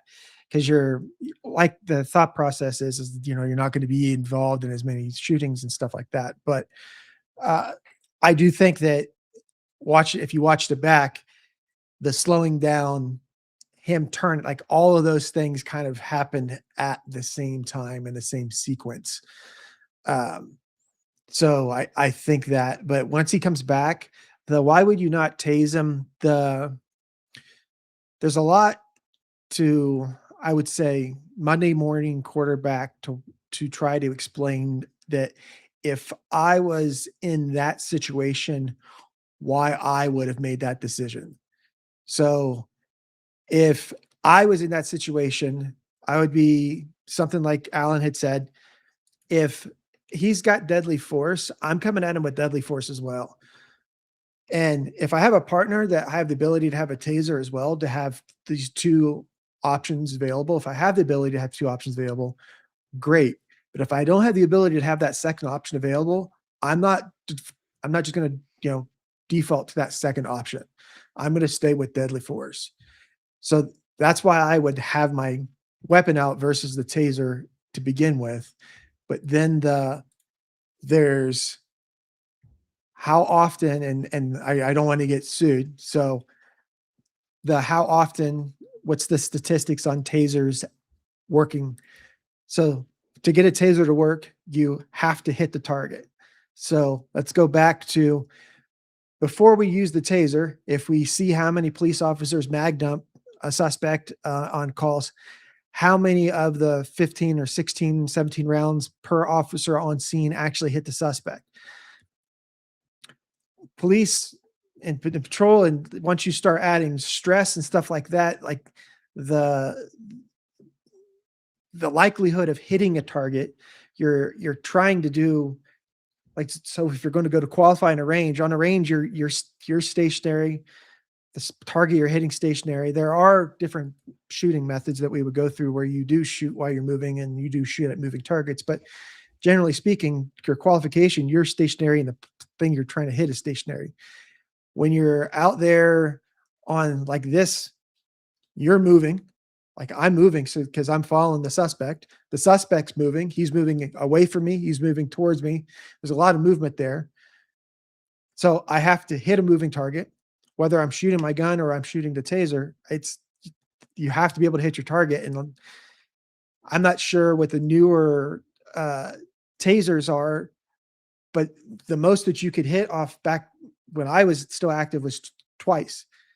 You had to reload your cartridges to get more cartridges on for the taser. Your weapon, you've got a lot more opportunities. I don't know. I don't want to use that. The verbiage doesn't sound very good there. You have more rounds. Just the math is there. You have more rounds.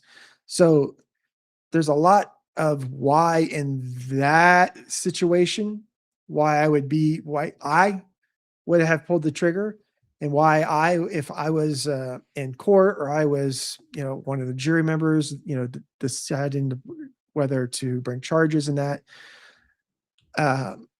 that's why I think that's why I say it's a good shoot. I say it, but there's no such thing as a good shoot because no one wants to shoot. There's no cops don't want to come to work and shoot people. That's not something that we want to come to work. And if all I do is change flat tires all day and get pats on the back from old ladies, that's great. If that's the worst that you have to deal with is changing flat tires in your community, it's an awesome community to work in. Like ideally, you're not going to be. You don't want to go out there and run a gun. You don't want to be out there you don't want to help. You don't want to be out there helping victims because you'd rather not have victims. I'd rather just be in a community where everyone realizes, hey, if you need something, you can help each other out. But that's a bigger philosophical question, and I don't want to, I am very much rambling, I know. So I'm going to scroll up here in the comments a little bit, see if there's any questions or anything that they can go. I believe the first officer on scene could follow the suspect until the backup comes and then take him down without putting holes in him. The suspect goes after another person before backup in action. Yeah. So in this situation, like there was just, I don't know the beginning of the call, so I don't know why they were there. I'm just assuming that are they holding it down? No, we're having a catastrophic failure. Alan, I've probably angered some of my former roommates, coworkers at the NSA, and they're working their computery skills to,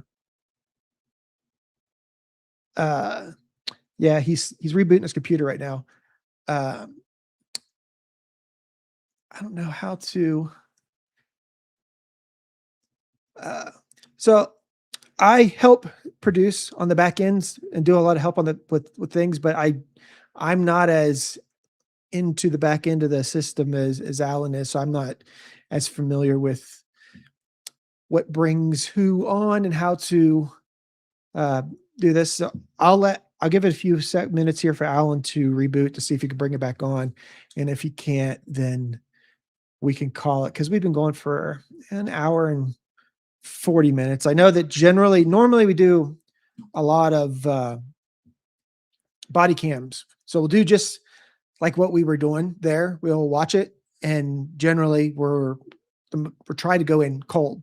So we come into watching the information with as much information that the officers on scene that are going there with, that if, they'll get the information of, hey, this is what we're going there. This is, we're getting a disturbance or a man with a knife or yada, yada, yada, yada, So that way that when we're giving our reactions, as we're pausing it and we're talking to things, and even then we have the ability to pause it.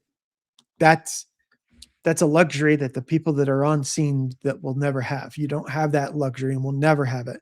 So that's something that you have to take into account with every time that you're objectively looking at it. And I do believe that no matter what, you have to objectively look at these situations. You have to objectively look at a police involved shooting. If someone dies in the custody of police, you have to look at that, because generally speaking, that's not what police do. Mm-mm. Like there's no service that, like, the only time that the end goal is the end of life is if someone has been ordered to death by a court of law and they're executing this out in prisons. Like, that's the only time that there's anybody in the first responder community that wants to have the outcome be anything other than good. Like, that's what we're there for. Like, we part of like what we're doing is we want to be, when shit hits the fan, we want to be the ones to go, hey, let's go. Because not that, we want to be superheroes or like that. We love doing this job. We love helping people. Like, it's weird. And Alan, you probably say it too. It's weird for someone to help him, because I don't know how to accept help, because all I know is how to help. Yeah. Yeah. Like and it's being disabled now and having to need help for things is kind of, it's humbling experience, but like, we want to be the help. If we go to a man with a knife call, we want to make sure ultimately nobody gets hurt. That's the end goal. Nobody gets hurt. Now, if we're going into damage control, okay, the guy with the knife is making bad decisions that night. And if some of the consequences from those person's bad decisions are they're injured by their knife because they fall or something happened, or if they're injured because they come at a police officer and they're shot, that's the consequences of their decision. But nobody else is hurt. That's the end goal. We don't want anybody else hurt. And if someone is hurt, they're hurt by the consequences of their decisions. And even then, we want to help people, because sometimes people want the consequences of the decisions to be death. Someone might want to jump off a bridge. Someone might be in a situation where that's where the call you're going to. That's where they want that to be the goal. and you're going to be there to try to literally talk them off the ledge. Yep. Like, I can't think of a like even like an emergency room doctor. It's still like, other than like if you're in a forward combat zone in combat, like that's the only other time I can ever think of something of a job that's like between police officers and firefighters and EMTs too. You're that first responder bubble. Literally, people are calling 911, and they will remember that time that they do that for the rest of their lives, because it will become one of the defining moments and a traumatic moment that will live with them for the rest of their lives. That's Tuesday at 9:30. Mhm. You still have the rest of the shift. You're going to go to somebody else's bad day. That's all that first responders generally go to. Like every now So and then someone will call and say, "Can you come say hi to my kid's birthday?" Like that happens. But like not that, like that's what first responder, when people are calling 911, they're calling 911 because you have a problem. well, Sometimes you think you and have a problem, but welcome the back. welcome back. Thank you. So something happened with Restream. It was not. I checked my internet real quick, and I ended up having to reboot because I couldn't even get it to load. I went to another. I Because normally use Chrome, and as I soon as tried. that happens, because I have my my security cameras up, and my security cameras also runs through my internet. Yeah. So when I'm on a podcast, I always have the two. So I have all my cameras up on one, and then I have my internet up on the other. So I can, because I've got fiber, Right. I make sure that we pay to make sure that we don't have these Yeah. problems. Yeah. Like Right. we've gotten Like, through this more than once. yeah, I So was like, doing all the things real quick, and I was like, it's not this, it's not this, like, and I can even hit on my stream deck to click a button real quick and go speed test. Nope, it's not that. And I'm troubleshooting to see, okay, I can see problems on my end. Is it my end right. or is it Alan's Yeah, end? yeah. I And was like, how much what is in the going out to world? the audience? Well, while you were talking there, when I finally got back on, people are impressed you actually have a mustache, by the way. And I love this which is name. which is Falk around and find out. Sorry, I almost said the wrong one. But I actually read the intake. So police had been to this residence 7 times that morning. The subject was no longer welcome at the residence.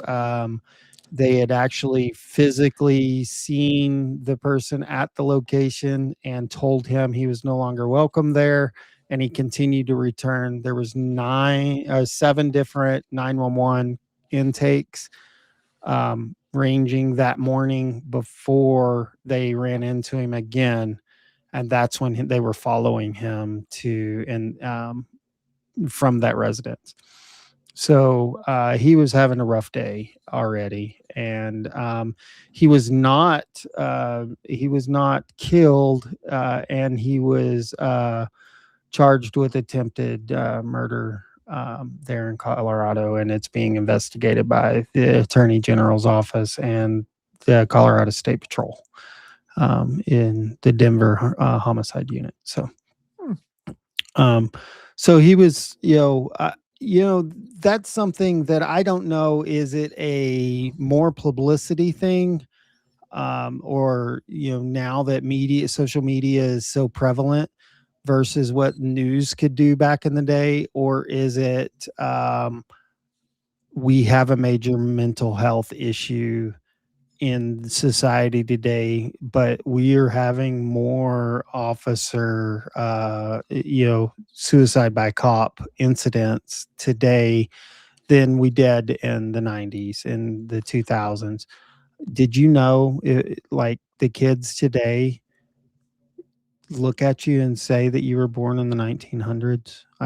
Sorry, that was something that got brought up this weekend, and I had that and happen. oh my gosh, I'm So old.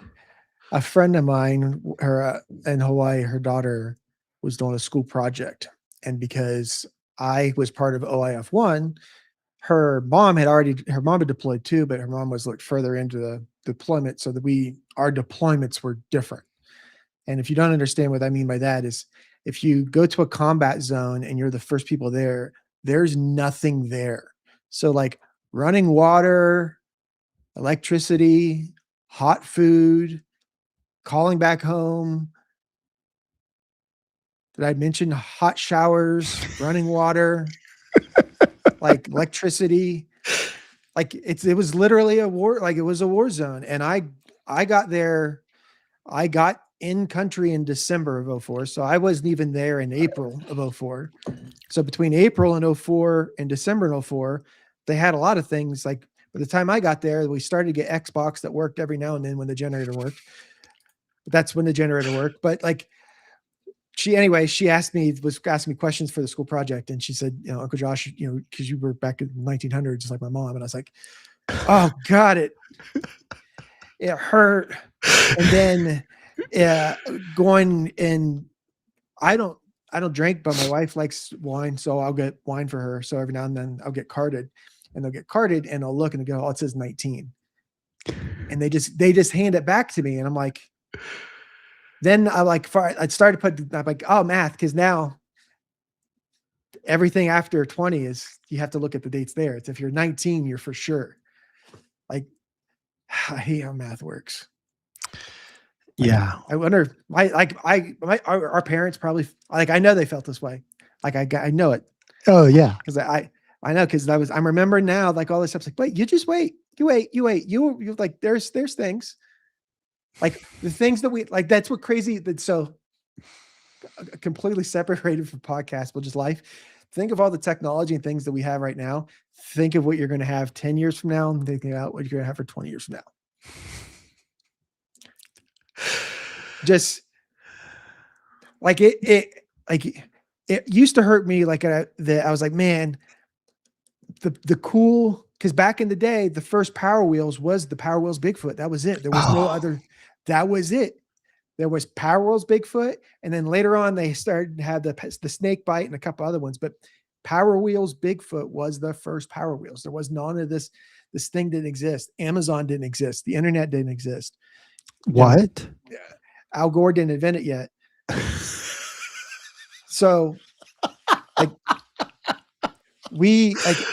I thought, like, man, I missed out on having like the cool Power Wheels because my friend, my business partner's son's truck is one of our demo vehicles, and it is upfitted with all the police lights and stuff, just like the actual same equipment that's on a police car is in his truck, his Power Wheels truck, and it's a Dodge Ram dually. And the bed comes down and hood comes up and it's got the little rocker switches in it. All the lights flash. It's got the little module that talks to the satellite. So it synchronizes the lights with all the other trucks, all the fire trucks and all that stuff. It's cool as shit. I didn't have none of that when I was a kid. I used to think that was the thing I was going to be jealous of. No, it's the technology. I want to go to Mars. I want to see I want to be in space. Like, but you were born in the 1900s, sir. Born in the 1900s. And eventually there will become a point when you're the last of the 1900s. Yeah, that's crazy. Then it's going to become more antiques. Yeah. Yeah. Motorola Razor. Oh my goodness. And then this is great. Sears and JC. Yo, as a kid, I could not wait till like right after Halloween. Yeah, because my grandmother got the new catalog in, and all the catalogs came out for Christmas shopping. Yeah, all the new stuff that wasn't even in the toys yet. They didn't even have the commercials yet, because again, Al Gore hadn't invented the internet, so you couldn't go on like Facebook and find out what was coming out from Mattel, Matchbox, and all that stuff. You just had to like wait and go to like Kmart. And we'll drop some things. Blue light special, sir. Blue light special. That actually means something. That's not like a police car driving around the corner. Do you know what a blue light special is? Okay. Because I said that one time, and they would push it around the store. For you young ones, they would push it around the store, and wherever that was the deal of the day or the hour, or I had a friend that actually worked at Kmart, and he was the the one that made the decision on what was getting blue lighted. The pusher So, of the bin. That was back in the day when you could like Sears and J.C. Penney mhm. and what was it? There was What was the one? Elder Montgomery Berman. Ward. They Montgomery. they had There was a the bunch of them. that was pre And Circuit City. Okay, yeah, like pre FYE, oh, man. pre Spencer's Gifts. Spencer's Gifts. Oh, we used to go in there and Pre-Blockbuster, yeah, yeah. Oh. pre-Redbox. We've been alive long enough to go from Blockbuster to Netflix put Blockbuster Wait, out of Red business. Box. You forgot an Wait. error. They put Blockbuster out of business first, and then Redbox came in, Yeah, and they're like, okay, well, we'll do the it'll be cheaper. yeah. And you can do it like this, we'll do this. And then Netflix is like, we're just going to put it all digital, fam. Watch this. And then Netflix is like, we just got rid of cable, internet, everything. We'll just be everything. Pennies. Oh, yes. So I remember going in and you could negotiate prices. oh yeah. Yeah. You didn't Like have to pay full price for the anything. lawnmower said $237. You might be going out of there with $189 in a couple of Today weeks I for your will weed pay eater. you. If you walk out here with cash money right now, this is a because cash was king. So Because that I was did back before this. digital. Oh God. Tower Records, Circuit City. So we were in Vegas. What's funny that you were in Vegas. You were there And like the week before me, right? yeah, and then Banning was out there too, wasn't he? I think yeah. I think he was Like too. we had all been there with and Oh it's no, like it was I left and one of you guys came back and then one of you left and somebody else came. Like we were all just doing a Vegas rotation. yeah, So so Matt was there too, and yep. we rode the Zook. This thing is cool. So it's Amazon's. Amazon owns it, and it's 4-wheel steer. It'll do up to 65 miles an hour, 4-seater. You have to put your seatbelt on. You control it all with your app, and it's like ordering an Uber or whatever. We rode it from this is at Circus. New York to Caesars. And right now they're not even charging. Like it just came through my account like $0. They're just looking for data. They Yep. want the rides. Well, and they don't have enough of them yet. So right now they're operating 40 of them, and they said they only have and it's pretty much one route. So we purposefully rode like we weren't even riding back to Caesars. I just rode it so I could say I did it. But dude, it was like at a 4-way stop sign. It actually started rolling forward when the car to the right was supposed to go. It the car kind of paused, and so it knew to wait. It was so crazy. It was impressive. A couple of years ago, we were out in Vegas. Choose your tunes in it and everything. They had so autonomous BMW M5s. Yes. Or not M5s, M5 series. So we did one of those back then, and it was free because they were testing data or whatever. Oh yeah. So then we were doing rideshare or whatever the whole time we were there, and then we found out that like towards the end. So once we found that towards the end, we're like, oh, this first ride was really cool. And I don't know if you know this, but there's only a couple of vehicles that are made where the back seats are heated and cooled, like they're seated. The 5 Series was one of them at the time. So we're like, oh, and so it's Vegas. Oh yeah.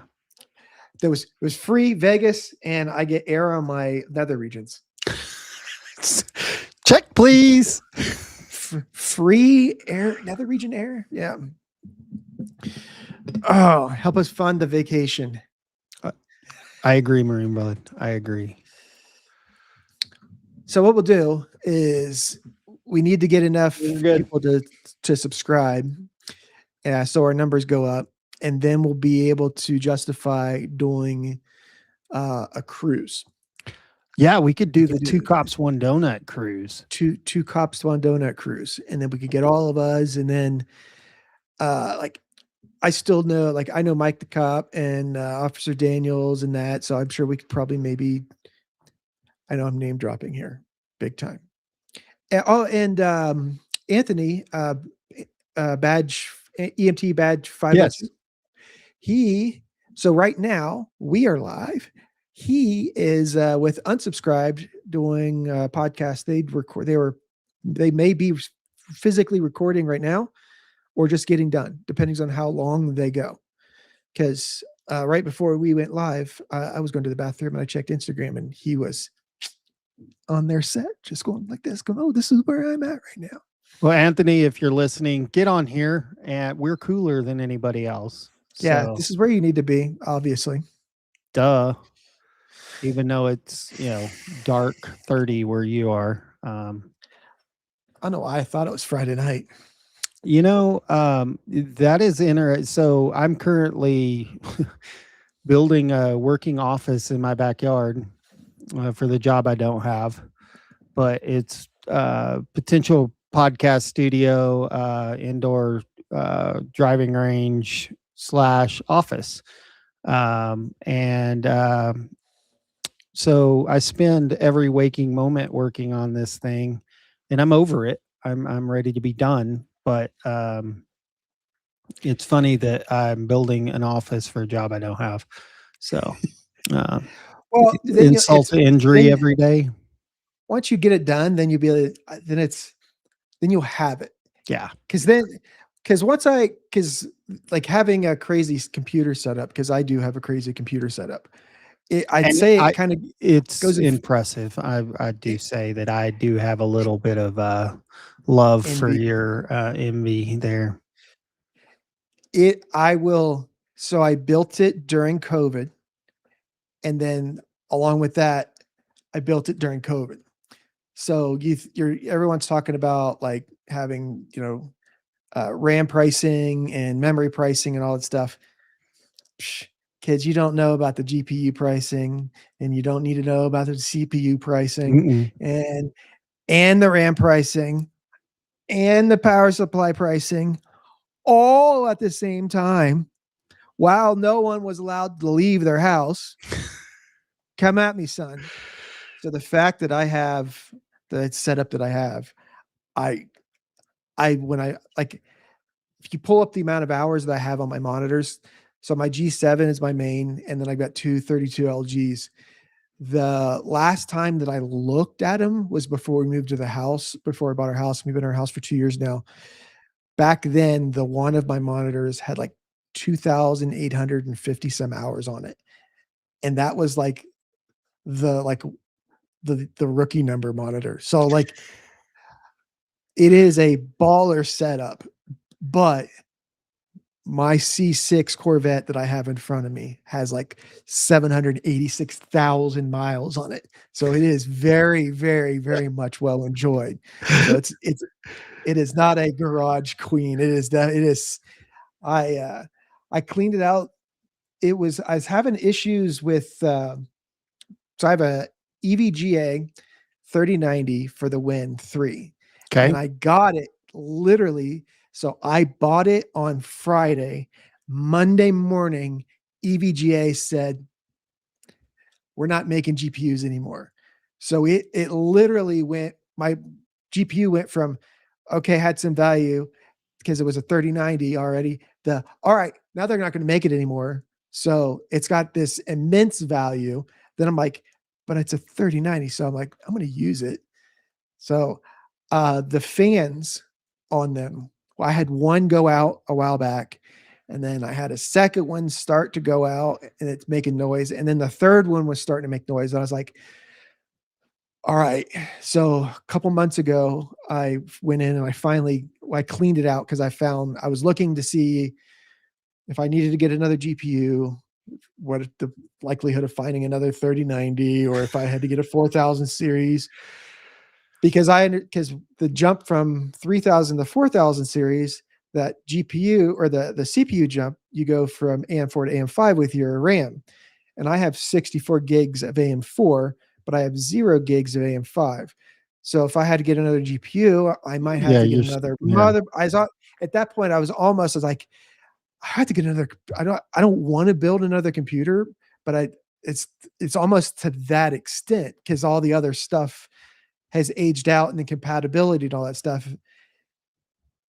So I found that for $18.19 or something like that a piece, for less than $60, I got 3 GPU fans with no name on them from Amazon. The case the thing comes right back off. I've spent more time explaining what I did to change my fans than to change my fans. So when I finally changed the oil the other day, it got a good oil change and a transmission Oh flush. So yeah. it's clean and stuff now. So like we were talking beforehand, I've been putting some hours on flight sim with it. I'm getting pretty nasty in the Huey. Yeah. So yeah, I don't know that I would like ready to show off nasty, but I'm getting enough that I'm starting to like really push it. Like one of Okay. those, like if it was in real life, I'd be telling myself, all right, you're done. You're done. Don't stop. This is where You're crossing the line. this is you're catching another gear on riding your wheelie. Like, no, you're done.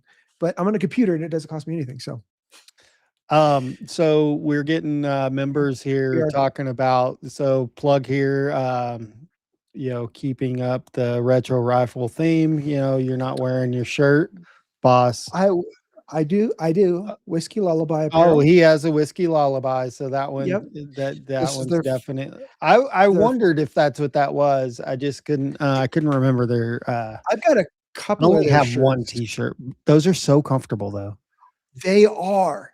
I have 3 of them. I have this one. I have a work hard.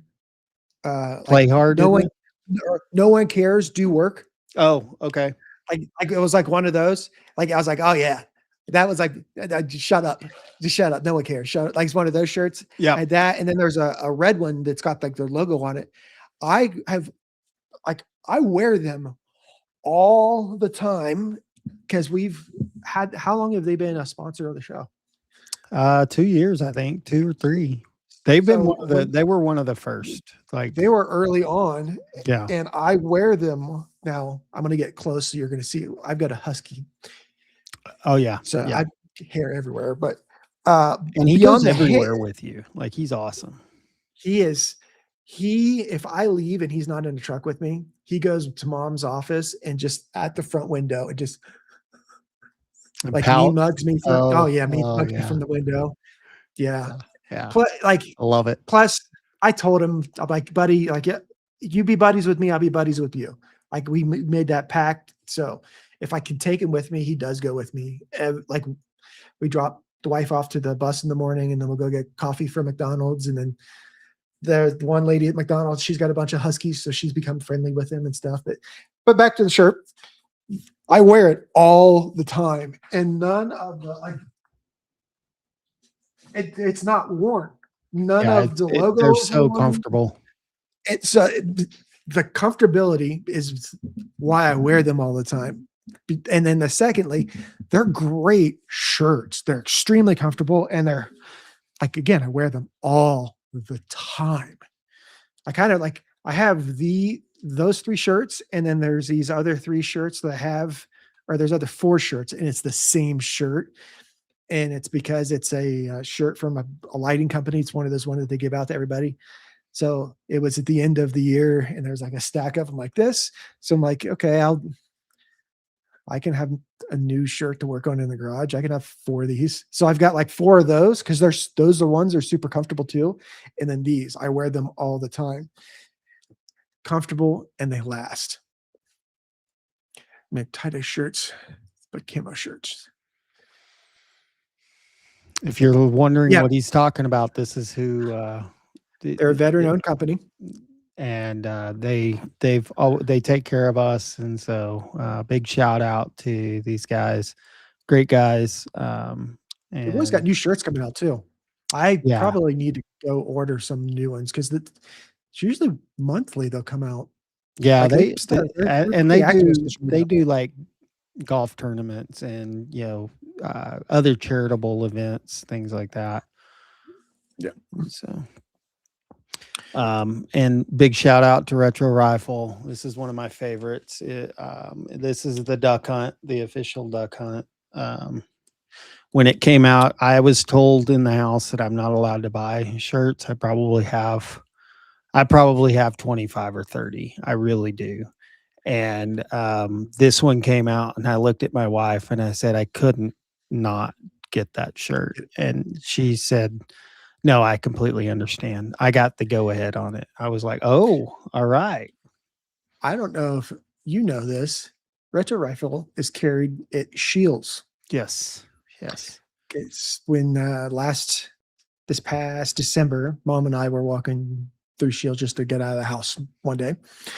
And we had already, the only reason I didn't buy one is we left the purchasing ability part of my wallet at home because we promised my wife that we wouldn't buy anything. So we were just going to go walk around. So I took pictures of That's him. how that always works. I did. I took pictures of him and I sent him to the group chat. I go, dude, I'm like, this is cool. They're carried here. And then I'm like, Eric's like, oh, cool. Then let me know which one you get. And I was like, shit, I don't have my wallet. So I text my wife. I'm like, hey, if I come home, it's no, we promised. I'm like, now that I haven't been back up there since then. We've been talking about going up there I need to get a crate. We were going to get a crate to put in the back of the truck. Take Happy with us, but my buddy I'm said, surprised he's not on the ottoman behind you. Like that would have been a great place to perch him during your podcast. she probably not locked it. She probably closed the door because if he like during the day, we don't try to like segregate him in the house Right. unless she's having a meeting or like unless there's something like this, so that he can. Because in the beginning we kept him downstairs because we were worried about, we didn't know if he was going to have accidents. Because Right. Because we got him from the shelter. How old do you think he was when you got him? They estimated that he was a year and 8 months or a year and 10 months. Okay. When we took him to the vet, they said he might be like a year and a half. He might be a little bit younger than what they thought, but so we got him October of last year. The shelter, I think, got him in like April, and then he escaped, and then they got him back, and then he escaped again, and then they got him back. So he was surrendered, and then he escaped twice. So he had a rough summer. Yeah. Rough beginning of his life. So when we first got him, like as soon as you put food down, he was like you couldn't put the food down because he would come to you. Now his food will sit up there, and I got pictures of Mom sitting next to him. She gets worried that he hasn't eaten. I'm like, if he's hungry, he'll eat. Trust me. Mm-hmm. Trust me, he'll eat. So yeah, when we first got him, like we kind of did segregate him just because we were worried. But as over time, I wanted him to make sure that yes, there's areas that we don't really necessarily keep him. Like we keep him on the first floor in the basement with us, unless she's in her office upstairs. But my wife's been sitting over here in part of my other spare desk. But he likes it because it's been hot too. I understand that I'm in Colorado and I talked to someone that lives down underneath. But you have elevation, so it's different. So it's been like upper 90s, like scratching 100 for the last week and a half. Like we're finally going to get a break in some of the temperature this week, but it's been so hot that like Mom will get up around 6 or 7, take him for a long walk. And then he doesn't go outside again unless he has to go to the bathroom the rest of the day. And then in the evening, once the sun goes down, it starts to cool down again. Then we take him in the backyard and he gets to go out and stretch and get his zoomies out and we play fetch and all that stuff. Right. So he still gets his outside time done, but throughout the day, like he's inside and he understands that it's hot out. And now he's getting to where he's really showing his personality, because when we first did him, he wouldn't do, like he would kind of listen, like if we wanted him to go places. Now he'll do I think I want to lay here. I don't think I want to lay up there. And then we try to move him, and he plays I'm not gonna move. Plays the dead dog. So as the longer time, like he's been getting more and more personality, but he understands that he's comfortable. He can sleep. So he hasn't had him in a while, but he had like the nightmare sleeps where he would like cry when he was sleeping, and then he would do the like the jitter thing. Yeah. Oh yeah. We didn't even talk about that. My wife. Yeah, you're no longer officially the smartest person in your house. You can, it's documented now. It's documented. I'm a trophy husband. You are. So, yep, we got that. She walked this spring or this graduation cycle. She walked with her graduating class for her doctorate, earned her PhD, and then they walked, and then they knew she was going to do her stuff, and it was passed. So she got to walk, and then she did her defense, and then she submitted all her stuff, and then it went through. There's a process, because it's not like getting a bachelor's. Like once you get to like, I would say not that they don't mean anything, but like a PhD is like it's like having a security clearance from the military. Yeah, they keep putting you through the ringer. It just, once you get it, it opens doors. So there's so many things. So it's kind of like becoming a police officer. Like becoming a police officer is such a thing. It's not the same. I'm not comparing being a police officer. No, but I will say, yes, I understand what you're saying. There's a process. So there's like a stack of stuff that her professors, they have to sign, that they're putting their name on the line. Like, hey, yes, I swear that this like getting a warrant, like everybody has to swear to all the facts and the truth of the case. And there's a lot of casework there. So it went through, like all of that process was officially done. And then whatever the committee thing that has to have it all, it was there, and they've reviewed it and they've accepted it. So now it's literally from this point forward, it's just 100%. I don't think I'm going to dox myself if I share my screen and show you my backyard, because they are taking a walk. Are they doing the zoomies? They're going out for a bathroom break. They just walked up behind. Is that the actual train, or is that the shuttle? No, that's there. It's a siding train. Siding line. So they just use it to move, like in the morning, they'll move 8 or 10 cars one way. And then around lunchtime, they'll move some of them another way. And then after lunchtime, they'll move them another way. And then they'll move them back again another way. Yep. So there's the doctor, and there's Happy.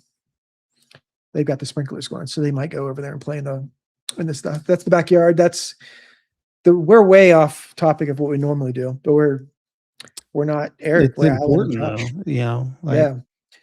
But that's their garden. That they've got a great garden. And then our neighbors that are on that side of the garden, they have 2 dogs, and their one dog, the dad's dog, is a Malinois. Okay. One of the Belgian Malinois.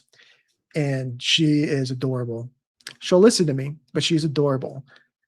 And she's so trained. And then they have a older dog that's the golden ones, golden retriever.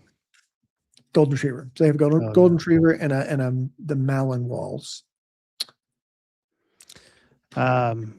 Yeah. So next week the Malinois will be at my house. So I'll my son is a canine officer, and so I'll have his is only single purpose, and so is it a patrol, or is it narc, or it's just narcotics? And so he could be, he just didn't finish his certification, so he should have been. He's too talented. He is the smartest. He's too smart. He literally will look at you and he's like, I already got you. Yeah, I've figured you out. Yeah, and now that we got him when he got him when he was like 15 months, and normally dogs don't get purchased until they're 2 years, 2.5 years. And the dog my son was supposed to get got sick in the middle of testing week. Uh, And you go live at the facility for 3 weeks, and he's on his last week and his dog got sick. And so he had to immediately pick another dog. Well, I happened to be there and I'm really good friends with the locals. And I just went to I was going to a conference, but I went and had lunch with my son, and we actually got to pick the other dog, and it was one of the guys that works at the facility. Like, he was trying to prove that he could, raise a dog and do all this stuff. This dog is amazing. Like, he took a tennis ball, and I'm not like thickest woods you can ever think of in like the San Antonio area. Okay. He chunks the ball as hard as he can throw it into the woods. 10 minutes later, the dog shows up with the tennis ball in his mouth. Like, he just disappeared in the woods, no care in the world. Like, and he went and found it. Like there's a video of a German Shepherd entering a room, going from one door to the other, and there's like a bunch of like chairs that are out, and then a Malinois, same thing. They enter the room, their thing is on the other side of the room, diagonal from them. The German Shepherd will come in and tries to go through the chairs, it tries to go underneath them, climbs up. Mm-hmm. The Malinois just hurdles the entire room by itself, sprouts wings that are invisible, and flies into the other side of the room. Yep. I tell my wife, I'm like, that's the difference. I'm like, I can't explain it other than no. There's more than one way to skin a cat. There's more than one way to canine a dog. And they're psycho. Like, and I'm not being like, but they can be it's the light switch of the two sides of the coin. Like, yeah, Joe, they're the sweetest. They could be this. Like, he is so like, he's compassionate. He will come up to you and like, I have mastiffs, so I have really big dogs. And he will come up and like sit down next to you and like rub his head into your knee like he's giving you a hug for affection. It's just, I don't even know how to explain it, but I was trying to see, there's a video of him. I'll have to hunt it up for everybody on the next video, but the day that we were there to pick him out, this dog isn't ours. And the handler, he doesn't know us at all. And at the time, he was being trained to be a dual purpose, which means he's a patrol dog and narcotics. The department that my son works for, they're only narcotics. So they basically didn't finish the training with him. And he was young enough that it wasn't imprinted on him. So, I only found a halfway decent picture. I'll work on that video for everybody. But anyway, he like you were saying, the guy leaves us in the room to go do something else, and we've got this dog, and he's been in training for 3 weeks, and I was a canine handler. So I was a canine handler for 2 years. My dog was only a narcotics dog. It was a little lab, and but he leaves us in the room, and I was like, oh, let's hide his toy and we'll just keep practicing with him while he's gone. Let's really test him. I put the toy in, they had these old desk drawers or something from an old hospital or something. I just put it in the drawer. He dove through the desk, blew it up, like exploded this desk, pushed the drawers out. He's got a bleeding nose now. Like, he's got his nose, and he's just like, I found it. I got it. I did good. I did good. Look, I did good. It's right there. And all I'm thinking is, I just killed this. Like, we just broke this guy's $15,000 dog. Like, what do I do? They are different, but just that could be what all the different things of canine. Because I was just thinking, because that could be a whole fun episode. Yeah, yeah, yeah. Is Banning is did it for several years. He that's the was one king of thing that I Doberman. didn't get to do that I was like I didn't get to do. I did a lot of traffic stuff. So if I didn't do the one, I did the other. So I Mm, kind of got that. And then we worked like a lot of our stuff. We had good dog, like we had a lot of dogs.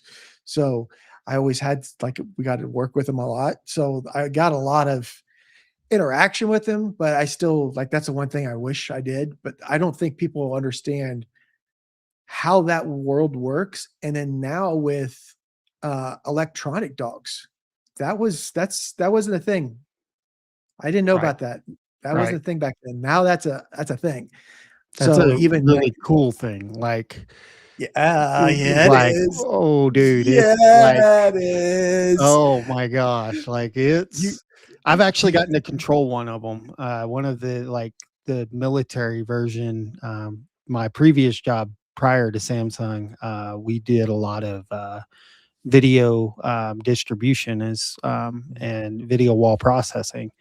And so we were at an event and like they wanted us to show their cameras and all that. And so because we were able to do it, I was like, let me have the controller. Like, dude, that's just like running, because it's kind of, after a Doberman a little bit is kind of the look of this one, but it stood to my hip and it's got a PTZ camera on it and geo sensors and oh, I'm talking about because typically you have dogs that will specialize in narcotics oh no, or I get what you're saying. Yeah, yeah, yeah, yeah. then they've got electronic dogs that'll look for Mhm. USB drives and So do you know memory and all that. so the prisons around here use them.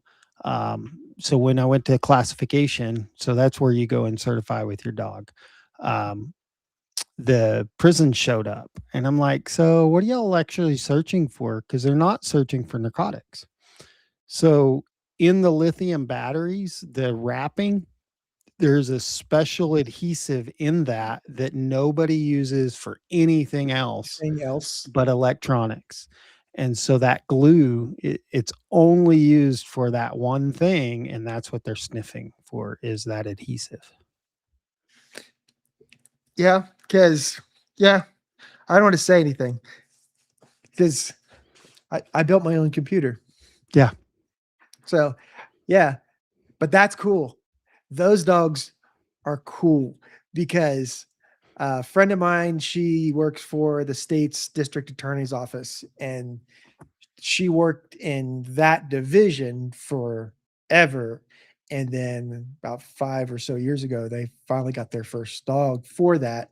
And their conviction rate, like their ability to like prosecute and go through stuff Oh, went and through yeah. the roof, like because before, they didn't have because you could destroy like it's a thumb drive. Like it's They're so easy to hide.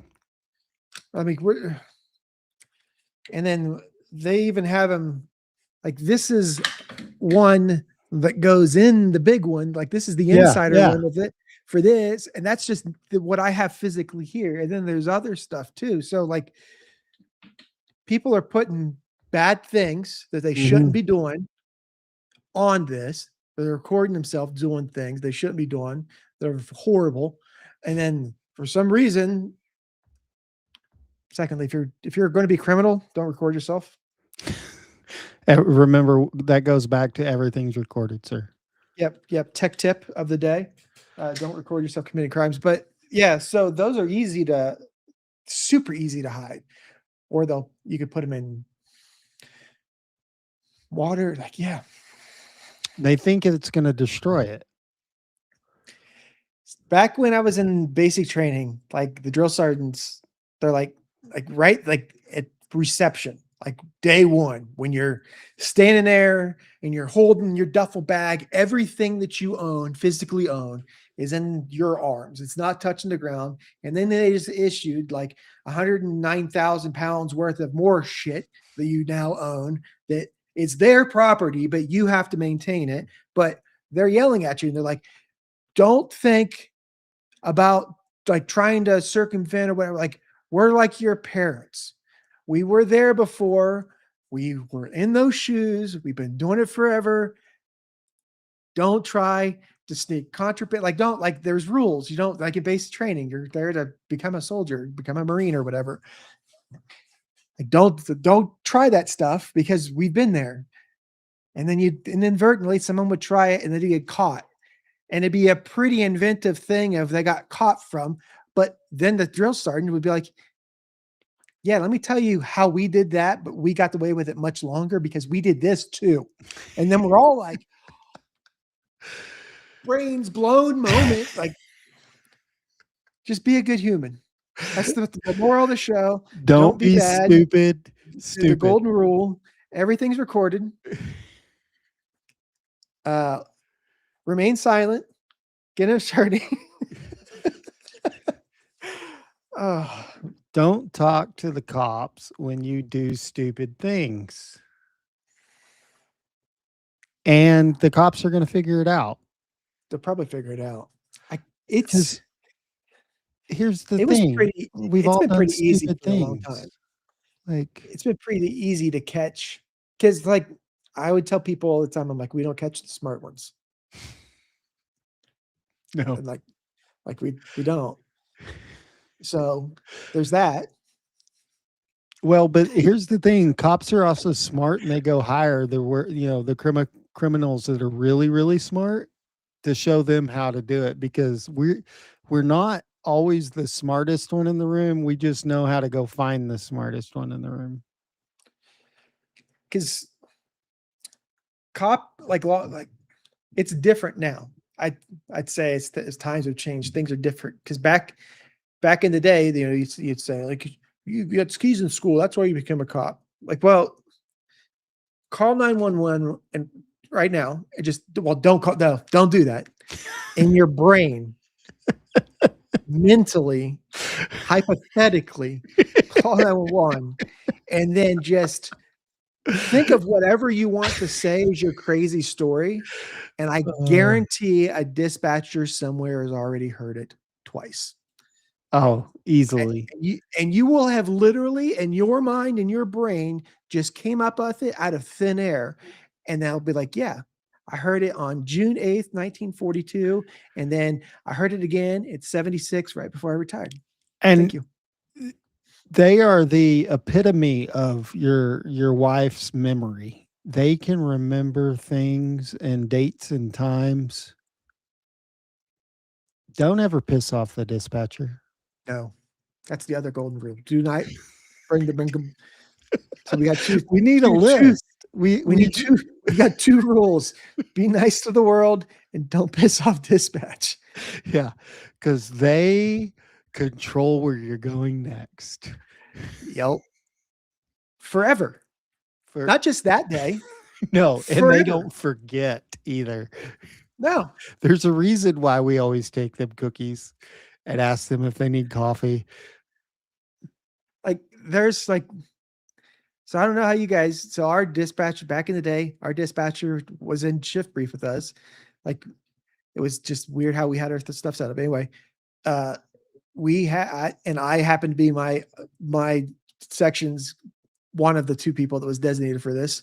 As soon as shift brief concluded, either in shift brief or as we're walking down the hall, or when we go up to the desk and our desk sergeant and the assistant desk sergeant and our dispatcher assumed responsibility and we take assumption of the shift. Would you guys like? We get the order. And then when would you like that delivered? Yep. We were Uber Eats before Uber Eats. Yep. And then anytime that they go, how you need a coffee? Cool. How many cream and sugar do you want? Yep. Do that. Never start a fight with your firefighters. I always wondered why that was a thing. Like, if you get shot, they're coming to you. So I was always nice to them because I can go have dinner at the firehouse. Yeah, they didn't realize that. I'll try to make a long story short. Something happened. There was beef that got started between some of the police officers on one shift and the fire department. And of course, we don't understand how all their shift rotation works and who's working when and whatever. And the same thing. So we rotated shifts. So it happened to be that they worked 24 hours a day. So they seen all of us, but they thought it was just the night shift guys that gave them a hard time. So when my shift came on, we were at a scene, and the battalion chief and I got into a shouting match with each other and it became a thing. I was like, well, let's go over here and have an adult conversation. So as the scene became less of a scene, like there was like a powwow meeting of minds. I'm like, how did that happen? I'm normally generally not the guy to just go and to get into a dick measuring contest, but the battalion chief, you're generally in charge, and I'm here to direct traffic. So if you're here, don't park there. That's what we're here for. So for us to have that interaction's probably not good. So what, and then we got into this conversation, and they told us that the previous guys on night shift like to sit into where the fire department pulls out of, like their exit to the driveway.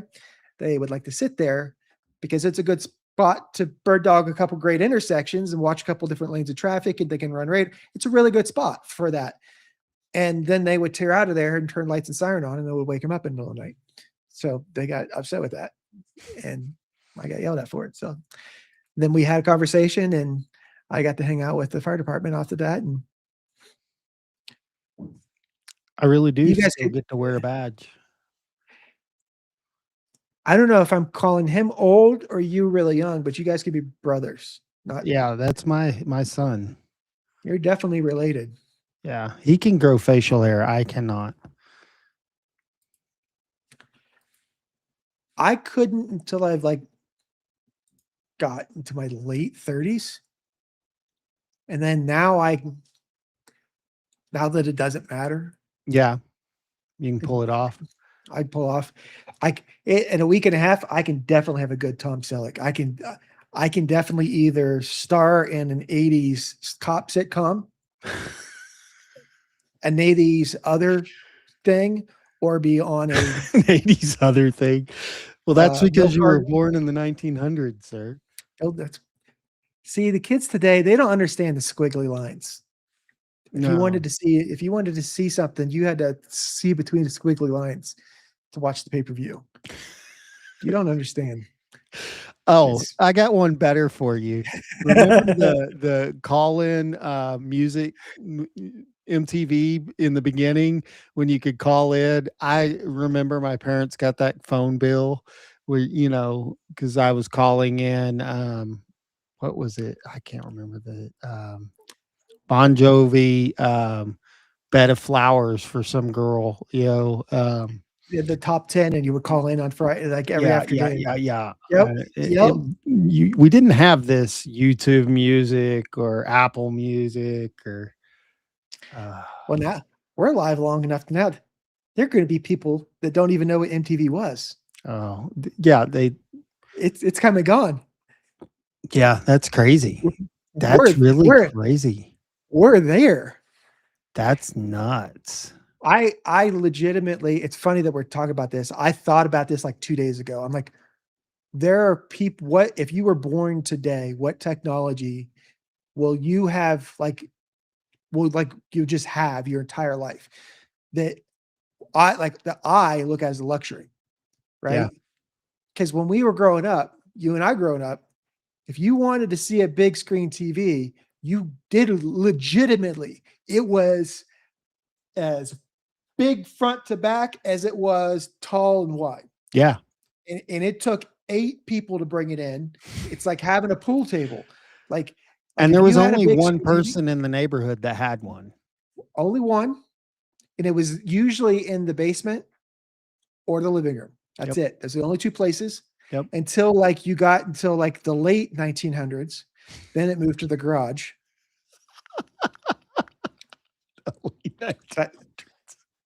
About the time we were transitioning from horseback to motor vehicle, we moved our TVs from the living room to the garage.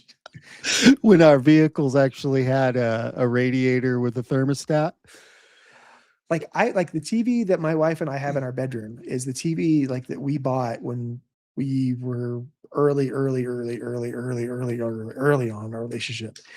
And like it would probably like if you spent $500 on a TV in 2008, that's probably like spending like 4 or 5 grand on a TV today. Mhm. Like it was a lot of money to get a 60, like to have a 65-inch TV back then. Oh, But that was kind of like the sweet spot. Like beyond that, you were spending way more money to get less. Like you were getting a bigger TV just to say you had a bigger TV. Like that was just to have the bigger lift kit on your truck. But we still have that TV. We go to like Costco and a 65-inch TV there is like $230 now, $240. I'm like, why don't I just have one in every room just because I can? Like Yeah. what things that were our luxuries when we were kids are just now things. Because GPS in car, having a GPS in a car, have a GPS period. Mhm. Y'all Oh, don't that know was MapQuest. having a, calculator, scientific calculator. Like So TI 81 or 85 or whatever it was. I know where it's at. And I can't get to it fast. Turns out you if you get into like some engineering stuff and like yeah, it would behoove you to have one of those. But only if you're in doing things where you're using a calculator on a regular basis, would you ever need to touch a calculator ever. Well, I mean, what can't your phone do? Like that was the most like that was the thing that we were talking about when we were, the whole Samsung thing was we were literally taking that phone and replacing all of the electronics in a car. Like that phone can multitask up to 9 different functions at one time. That, with the little bitty, whatever processor it has in it. I mean, it's got as big a processor as probably in your computer, and it's staying cool.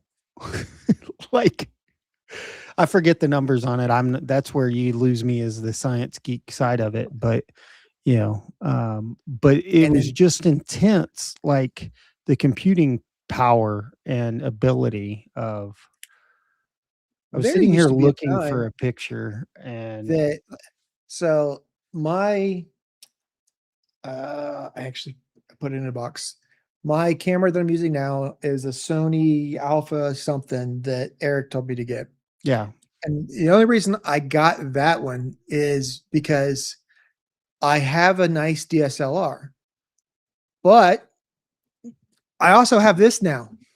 yeah, The only time that I touch anything other than my phone is if I need it for like a specific use case.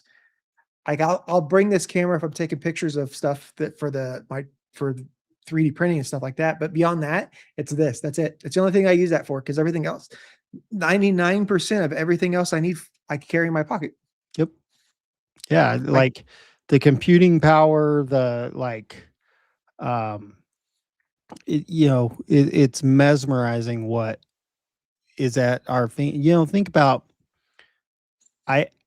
There's certain things that I did as a kid that, like, if I would have had a phone on me, how much like the abilities of what kids can do today. Like, I was a school police officer for 16 years. I know what the kids are doing today. Like, I was, doing Instagram. I was doing all those kind of watching and doing that kind of stuff. And like, I am really glad technology didn't exist because I really like technology. But wow. Oh, there'd be pictures that like nothing goes away once it's you click a button.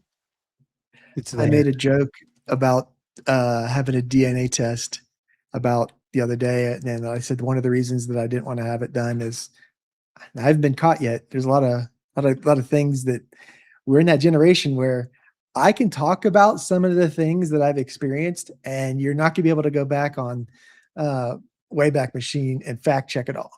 Like, there's gonna become a time when Yeah. all like stolen valor, like bullshit. Like there was a time when you could bullshit to a certain point. Yeah. Now, But like there was like credit cards.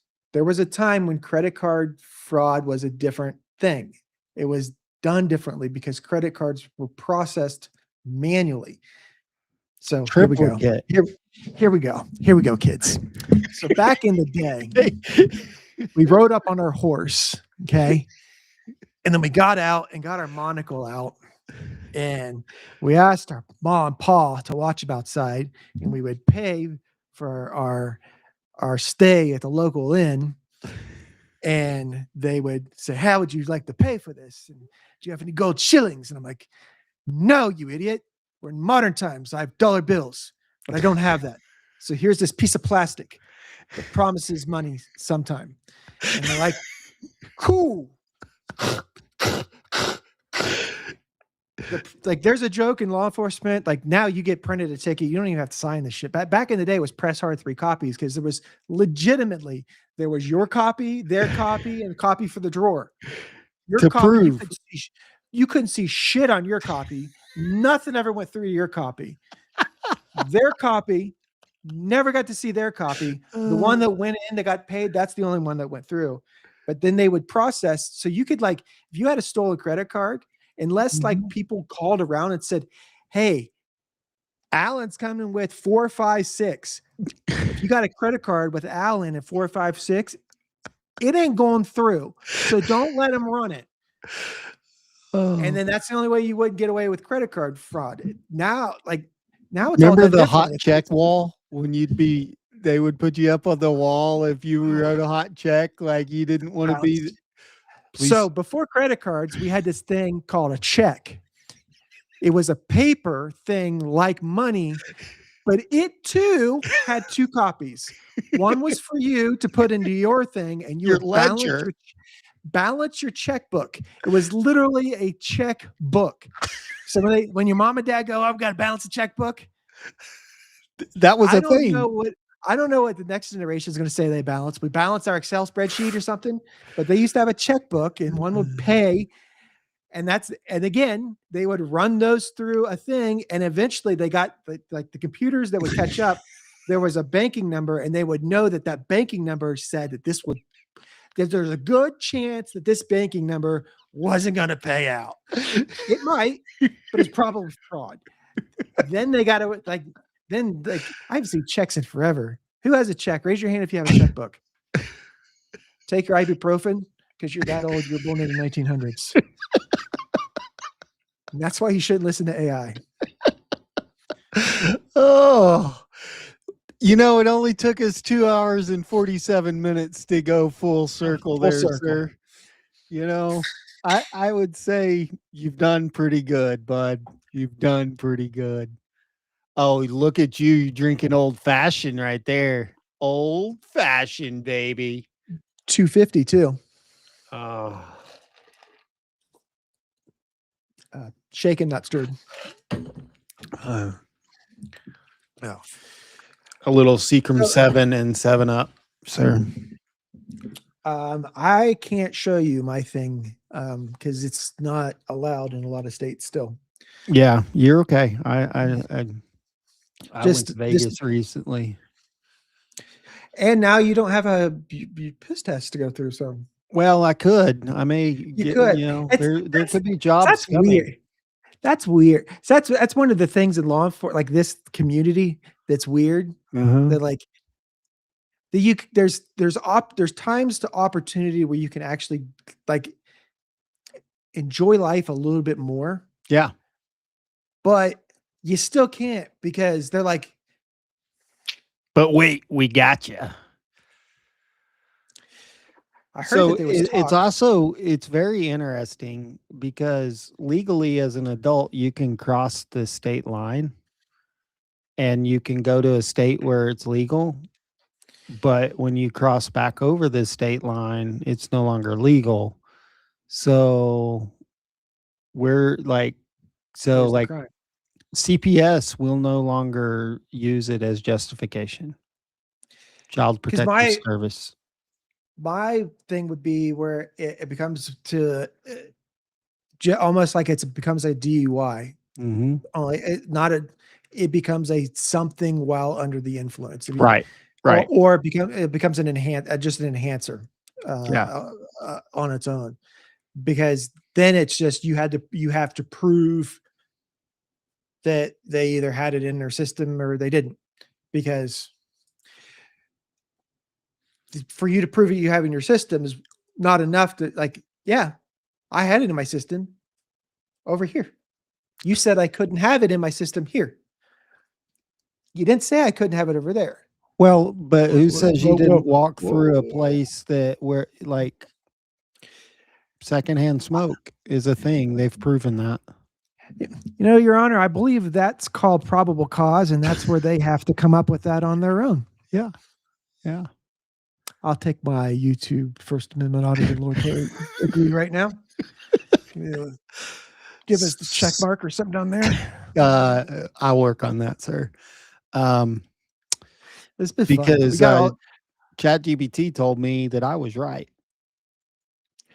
Oh, I have a younger friend in the world of police light industry that's uses ChatGPT for everything, and I'm like, dude, I'm gonna tell you right now, it's gonna bite you in your ass, because he was doing it for something for like very simple math, not like complex stuff, but like enough that I'm like, okay, you could still use your phone. That's cool. It was three numbers and two numbers, multiplying them together.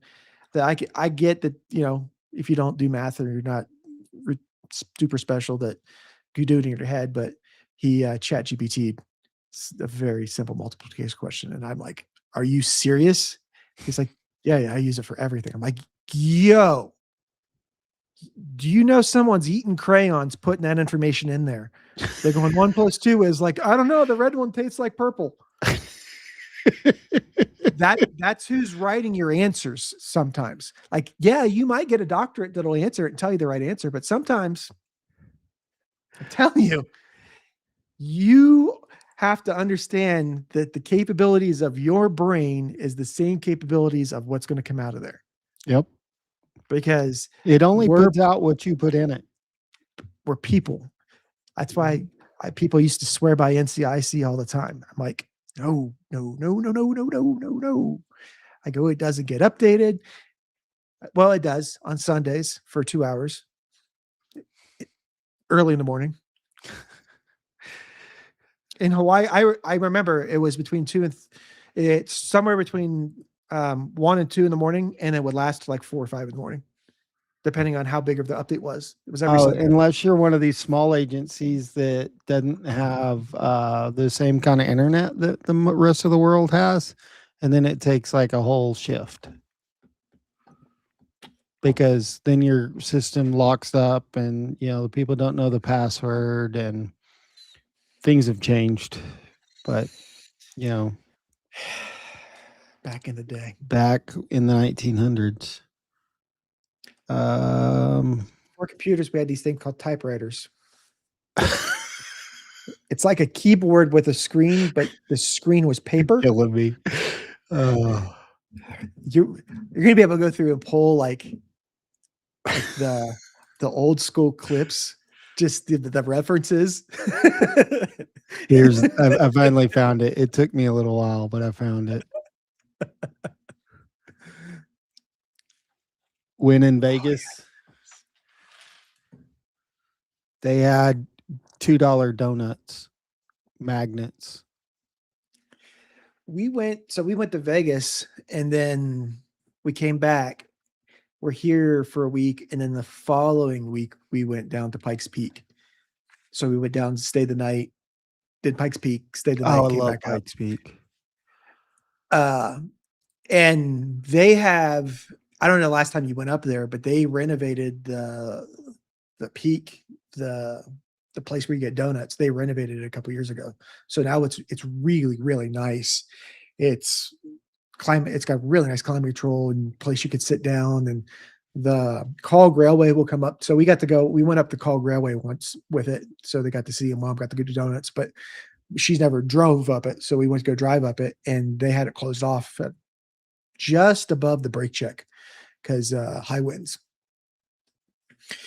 But I was like, I was so like, I'm gonna go get donuts at Pikes Peak. Oh, Like, it's one of those, like, it if is. you know, you You know, know. like, it's different. Pikes Peak. So if we're gonna get way off on tangents of like places that you should visit in life, like things that you could visit that you wouldn't be able, like you could visit it, but I couldn't explain it to you. Unless you like physically go there. Like I can explain it, but once you get there, you're like, you couldn't tell me this. Like I can't explain to you what it is to be like at 14,000 feet, looking out and seeing Kansas. Yeah. Almost Kansas. Like I was going to make a joke to see Missouri, but there's a curve to our disc. Yeah. But like Pikes Peak's, like seeing Pikes Peak or seeing the mountains in like Colorado or Wyoming or going up to Alaska. I've never been to Alaska. I have It's on not the either. list, but I can only imagine that that's pretty similar just from the pictures and stuff that I've seen. Grand Canyon, if you've never been to the Grand Canyon. Carlsbad Caverns. If you've not been to the caverns, it is. So here's something that it might sound controversial, and I lived out there for a bunch of years. I still want to go back out though. Hawaii. If you've been to California, unless you really, really want to go, like you can go to San Diego, you can go to, I love San Diego. Yeah. or alternatively, you could go to Florida, or you could go down like yes, it's a different beach experience. But how many people actually surf? But like if you were blind and I told you, tell me the difference in the sand, you wouldn't know. So yes, the beach is the same, but it's different, but it's the same. Like I could show you pictures from Hawaii. I can explain you I can explain to you that it's pretty, like how cool it is to drive from one side of the island to the other. When you're driving through the pineapple fields, you're driving through the sugarcane fields, the air is sweet. Oh, that makes changes. sense. I could see that. It changes. The air changes from like a salty, like grainy, almost dried out feeling when you're down towards the beach. So when you're crossing back from going through Wahiawa or going through Kunia by the pineapple fields where the NSA is, again, full circle, the air, it's sweet. It's like you can smell it, like you can feel it, taste it, almost like if you like almost feel on your skin. If you're sweating, you feel like you like had like cotton candy or something like that on your skin. Like it's like that, just like sugary feel to it. Like, but you could feel that. You know what that feels like? I can't explain to you what looking like miles away, like you're looking at the Grand Canyon or looking on the other side of the canyon, like, oh, that's a couple miles. It's unreal. There's a reason why they talk about it being one of the magical, locations. I mean, because what's crazy is when you're driving up to it, like it doesn't exist. Like it's just this flat land, after you come down off the hill and, you come from the mountains and then all of a sudden it's like you're driving across this flat prairie.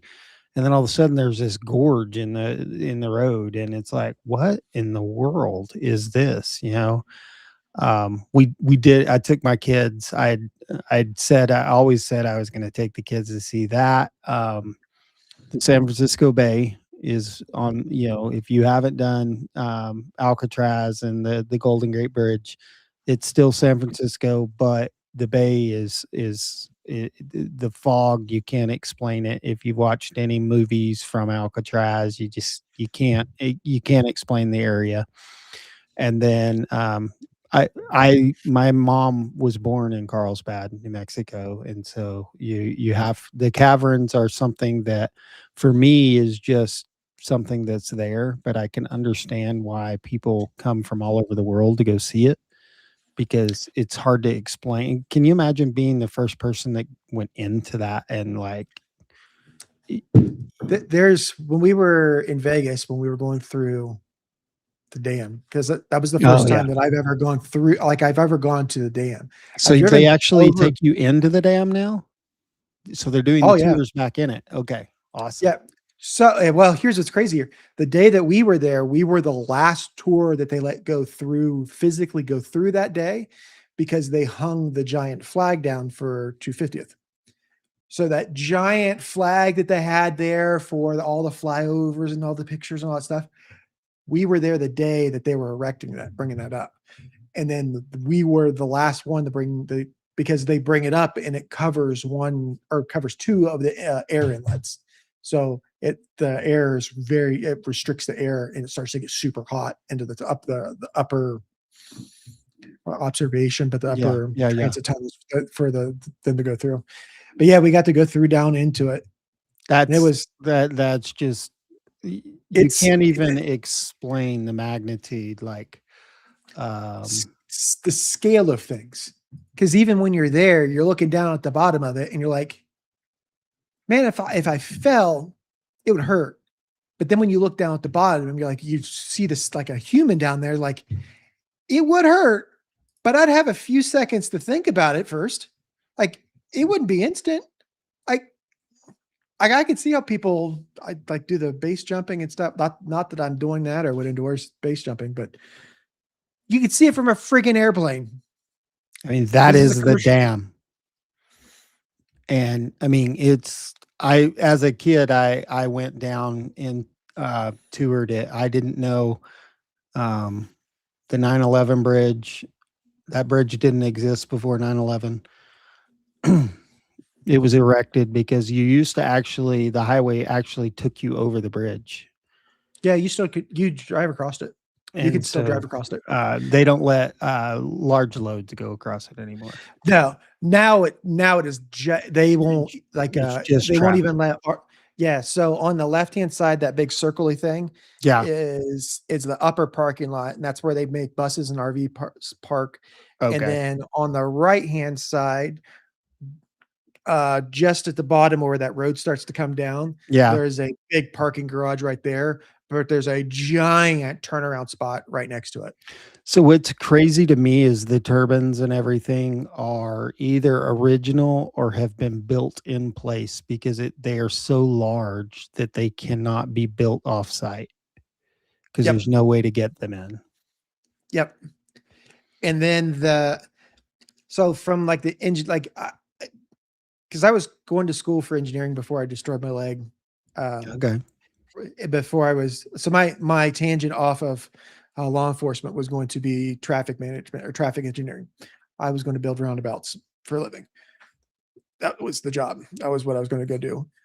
And then I climbed over a fence in Memphis and now I get great parking. But the potential, so it's a giant copper and all that stuff. It's the weight, how much weight is there, and then the amount of energy that it takes to just get it moving, amount of energy that it takes to keep it moving, and then what it would take to stop it from spinning after once you get it going. Like once it's going, like God's got to stop it. That's it. Yeah. You can hit the brakes and it's going to go, okay, someday I'll stop. Yep. Like you're going to have to pull the rest of the dam down for it to stop. That you're going to have to just literally destroy it. It's huge. And when you're down in there's two different tours to take. There's the one that we did that takes you down inside. And then there's another one that goes down into the power station. So we went down into the power station, but it was very briefly. But while we were down in there, it's obviously it's a functioning dam because Vegas has lights and everybody else has to have electricity. So it's like if you're next to like a race car or a loud car that's got a big engine, that's got a big camshaft in it, that's thumping, that you can feel it in your chest. I've never been in an earthquake, but that's the only thing that I can think to try to like equate it to, other than like feeling a car engine or like a train. Yeah. If you're close to like train tracks, when trains come, it literally shakes the earth. You're in a dam, like holding back all this water, and you're standing there, and you can kind of feel this harmonic, like this it's just low, like hum, buzz, feel it, but it's like a buzz. You could just feel like Imagine if you that could water literally, wasn't there to cushion that sound, like how loud that would be. It would be like, it's okay. So we were talking about technology early on in this episode, but you know, the back in the day, early, even before the 1900s, they would survey your property with string and a little bitty compass. And those surveyors are said today to be more accurate than even our oh, GPS. And Greg, it's amazing. Like when you find, like if you've ever geeked out on surveying spikes, my brother is a surveyor. yes, Like, survey spikes, oh yes, my gosh, like there's find some the that are actual X way lines. valuable, but like that's a whole nother, thing we could go into. But like the accuracy of the engineering, the marvel that some of those, like the way that they built the Golden Gate Bridge is they strung it one wire at a time, back and forth and back and forth. Like the marvel of, they weren't inches off. They couldn't, there wasn't a failure point. Like, You couldn't start it one way and get to they started at both sides and then met in the middle. And yeah, if you were off, yeah. Like, it doesn't work like that, Sonny. But like there, you were talking about the harmonics of that dam and things like that. And like, you know, that's a structure that in this warm days, it's got physical things. It's got matter that the property gets warmer, it grows. mhm. So that bridge grows X amount of inches every day and shrinks every day. It grows every day. And Shrinks. then Look one at this. side is cooler than the other side because it is damming water on one, The way that the wind flow comes in and the way that the current comes. Okay, no. So one of my cameras has gone into night vision mode, and I got a way better view of night vision. And the other one still has some, because one's pointed down the driveway, and then the other one's pointed like down the driveway up the road. So the mountains can still see some of the sunset, but it looked like a kid had ate shit out in the road. So I was about to just dip out. But on the other camera, he was just standing on his scooter. On the not camera, it looked like this kid was laying on the sideways on a scooter. And I was like, we've got really good neighbors and they've got really, really good kids. When we first got Happy, he was a shelter dog and he escaped from the shelter quite a bit. So he got out a couple times. And if it wasn't for the neighborhood kids, we never would have caught him.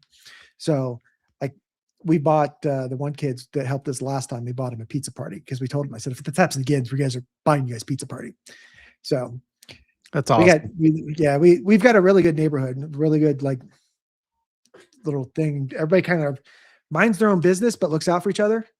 Oh yeah. Yeah. It's and that's where earlier we were having the talk about real-time crime and all the different license plate reader companies. And, my argument for that technology is no different than Neighborhood Watch.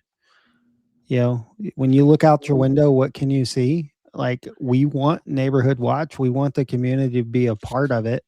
And, like right now you're watching your camera. It's not that you're watching the camera to get a kid in trouble, but if he falls down, it's more for that. You could go and help, you could call 911, even though we don't call 911. But don't call 911 if you're listening to this. That's only for emergency medical or Yeah. some law enforcement aid. So back before 911, they had a thing called 411, and you would call that to get to your local police or fire. They still But you had- advertise that here in this territory of Texas. How? You're I going to don't know. call, you're going to use your phone that literally has the answers no, to for- every so- question. Yeah, exactly.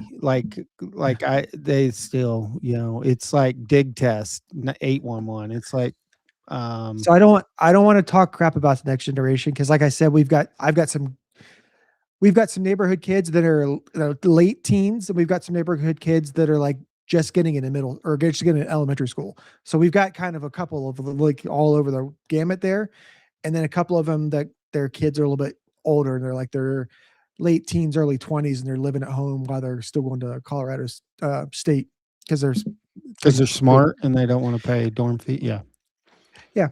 Because why? So, but we've got but they're really good kids.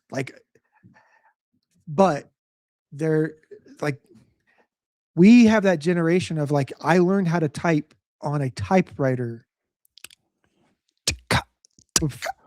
before I learned how to type on a keyboard, but the skills transferred over. It's called Like- typing the class. But then learning how to I had, what is the internet? We had a class called Microsoft Word.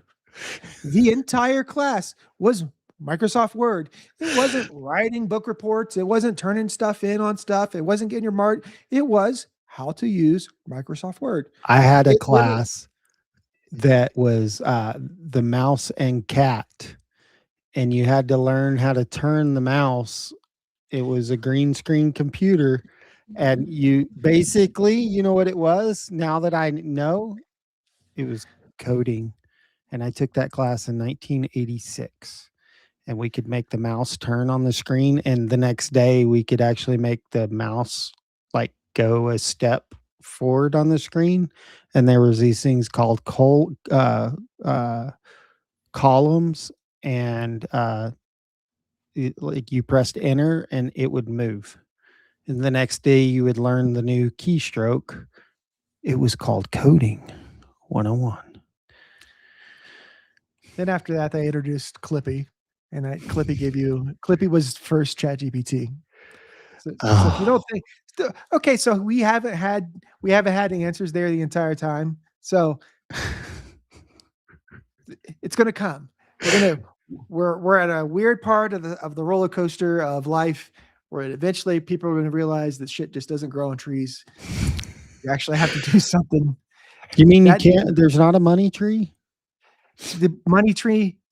Speaking of money tree, it's funny you said that because have you seen the guy Caleb Hammer, that financial guy? Have you seen clips of him? Yes. I absolutely love his show. Those people, Yes. but they come on knowing what they're getting us. It's modern day Jerry Springer. Yep. We have had such this lull of lack of daytime TV, of people telling other people how they're doing life bad and recording it for the rest of people for entertainment. We haven't had that. Back in the day, before Home Improvement, in the mornings, we had a show called Jerry Springer or Jesse Raphael or even in the Robert beginning. Rivera. Okay, bring it back to the legal side. Judge Judy. Judge Judy. She's the real OG. Like, we had all that stuff on daytime TV because the internet didn't exist. Yeah. And we need to turn the internet off. Unplugging, I actually did that when we were in Vegas. Like now I had to use my phone for like Uber and taxi paying and things like that, but not opening Facebook, or some would say MySpace. That was a thing. Friendster. Oh, do you remember AOL CDs? AIM, Yahoo Messenger, ASL. Draw. Yep. Oh my God. Oh, what was the other one? LimeWire. So And I then, just did it on my computer. Just I didn't know what would happen. I haven't done this in so long. You can sign up for a MySpace account still. Yo, my I don't know if my I would have. I don't even remember what my sign in would be. my Like, my picture on it was MySpace Tom. uh, So now we got the I'm so old. My Yahoo email is in single digits. you still. I don't even. Not only do I Wow. still have so that email was made by my recruiter when I was in the army and before because I needed an email to get onto to start getting the army knowledge online stuff. You needed an email to get through to verify because I didn't have an email or the email that I had or whatever it wasn't an appropriate name maybe. So my recruiter got me an email. It was my first name and my last name, and then she said that already existed. So they said number 1 was already taken, number 2 was already taken, so you're number 3. So I am my name, my last name, 3, Yahoo. I have single digit Yahoo. Wow. So I think we've made Google mad because we were talking about Yahoo too much because it just did it to me again. So I think Gmail, on that note, I'm single digits there too. But yeah, yeah, it has been a fun night. it Does Eric come back will he be back next weekend? he may so we're gonna stay tuned. A couple of the other guys might be able to join us next week. Um, If we let him on. Yeah, we may not, because what's crazy is what you guys don't know is we kind of control things behind the scenes and we have the power of the X button. So, And because Alan can make graphics now, because he made our little thing preview for this, he can come up with a flag. And that's all you need to do to have a coastal takeover. You come up with a flag. yeah. And by the rules of war, if we plant a flag, we will have taken this place over. Yep. And More it's going to information, yes. probably be worded something about the 1900s because I was very offended when I got told that I was old the last week and I was born in the 1900s. One of my past students, Shell, if you're listening, Star, you're in trouble for calling me old. I knew someone their first name was Morning Star. Ah, that could be a whole episode on names that we've run on. Run into. That's what.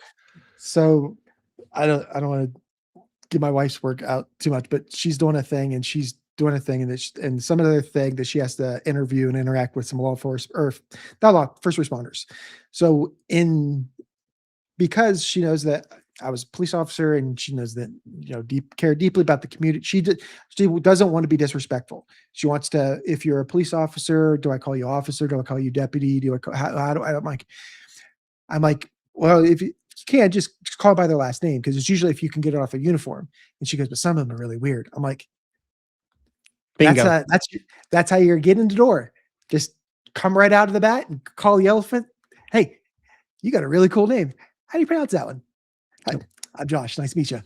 And now you know how to pronounce it. You know how I handled that on FEO? Because I'm terrible at English. Like English nothing in the rules of English work, and I'm dumb like that. I just started looking at them and go, "Can you spell that for me?" And and they're like, "It's Jones," and I'm like, "Exactly. Will you spell that for me?" And because just because that's how they say they spell it, nobody spells it the way Somebody puts an H in there sometimes. Mm-hmm. And then you get some weird person that's like, Oh yeah, we thought it would be funny because it looked like a smudge on the birth certificate, so we left it. This is a legal document. I can't believe that you're allowed to replicate humanity. But okay, John with a V. Oh, now they're using numbers and numeral, like the symbols and all kinds of stuff. Like remember when we I had to always bubble in the test in the 1900s? None of those options I just existed. so funny you said that.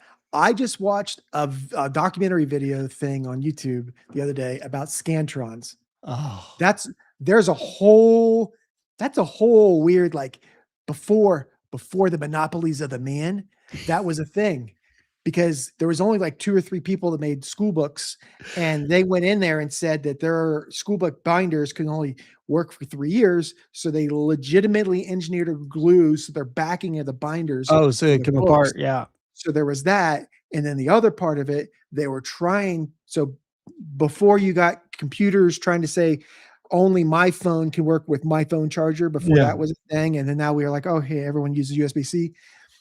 Before that, Scantron was trying to figure out a way that you could only use Scantron paper.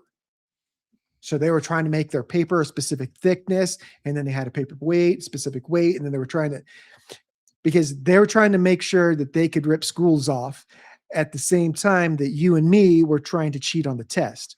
And they Yeah. were trying to figure out how we couldn't cheat at the same time that they were trying to cheat. And that's how the world works. Yeah. And if you want to prove any of this and figure out the way to do any of it, go find somebody that's in jail, because some of the smartest people that are dumb are there, and they can find amazing ways to do just about anything. If you've ever seen an inmate put together a Give a human tattoo brain gun, time. or it's so impressive. Like the smarts that come out of that, it's like if you would just learn how to create the next, automobile fuel or something, like some of the most smart people in the world I've ever met are incarcerated because they were bored. That's where like this whole we got so we'll just think out loud for Yeah. humanity's sake for a Yeah. second. We started with the Hoover Dam, right? So Yeah. that was a huge project. It was a thing after the war to put a lot of people back to work. You had the Great Depression going on, so we were coming out of that. We were going through that, and then we got the war, put people back to work. So that was a whole like that was a nation's project. That wasn't just a couple states. That was a nation's project. Yeah. Now where we're at as humanity, like we need farmers. We're gonna have to have food. Just It's a thing. that is a very big kink in this process of life that I haven't figured out yet. The food and oxygen part, water. So like there are going to be some jobs and things that are I like air still conditioning. like I live in the USA where we have air conditioning, and I will for sure continue to bully my friends that are not in the United States that don't understand that just because you look at it as a seasonal problem, guess what? It could be hot any fucking time of the year, and you can turn your air conditioner on and not be hot. And So it's yes, great. yes. No, they're upstairs. When I'm 'cause in Las Vegas and it's 112 degrees, to walk into my 70-degree room at the hotel and go, oh, I'm I an idiot did for coming here when it's 112 degrees. I did right at the beginning of like the World Cup stuff when like that first started off. I did turn the air conditioning down like a couple degrees and sit down in the basement so I could get cold enough so I could not just do it for the gram, but actually get it cold enough that I put a hoodie and sweatpants on. And then I took a picture of the outside temperature while I was putting those on. So it's like, this is what a temperature is outside. But because I live in this country and we're so great, I made my inside cold enough that I put my outside clothes on. Because I can. We push tea in the harbor. You know the revolution. We talk long enough, Alan. We are legitimately going to end up on a watch list and start a revolution. Hey, but it's good talk. Like that's what the people want. But it's not just all BS, because there is some like philosophical like thought process of how to, like, these are the people that were out there we were kicking indoors and taking teeth and all that. Like, that's what we were doing at a point in life. And like, to know that that's what we were doing, and we can we're like this, yeah, I have a bad day and I'll say something stupid. But as you get older, and I think it's a wisdom in life thing, but as you get older in life, you understand that, like, you might shart yourself after 20. Well, and after like 30, after 40, and I'll let you know when we get don't to trust the 50s, fart, but especially on shift. It happens. And if you think you're the first time to go through single motherhood or single fatherhood or parenting 5 kids by yourself, like, get on the internet. You have the ability to do that now. You're definitely not the only one. Like, not to downplay any of it, but at the same time, understand that, like, that this is life. We're all just trying to get to the end of the day. That's what we're coming full circle again. That's what we're just trying to get back to. Well, and here's the thing. These are the conversations that happen on shift. When you see those 2 officers that are parked next to each other in the parking lot, in the median, yep, they're not having they're having, why have you ever been to the Hoover Dam? Oh my gosh, look what I can do with these binoculars. Let me tell you, they put a flag up and then you can't do tours because it gets too hot. That's what's crazy. The flag makes it's too hot, but it's literally water cooled. The whole thing's water cooled. It's surrounded by water. You've got to go, but make sure you don't go when they're going to put the big flag 72. Up. All right, I'm going to go. Not this one. You know what? I got to go to the restroom. I'll be back. Yep. Co Brown. And we're neither one or ours was code 200. Got to go to code 200. Or you start to hear dispatch key up the bike, and like she clears her throat. She's getting about to start rattling off some unit numbers, going the calls. So everybody in the line, you're all sitting there and you're going like this. You're like,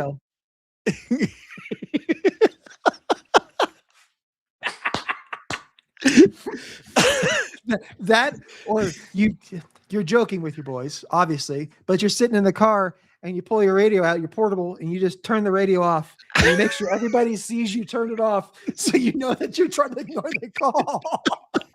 And or the rookie's sitting over there and he's like, oh man.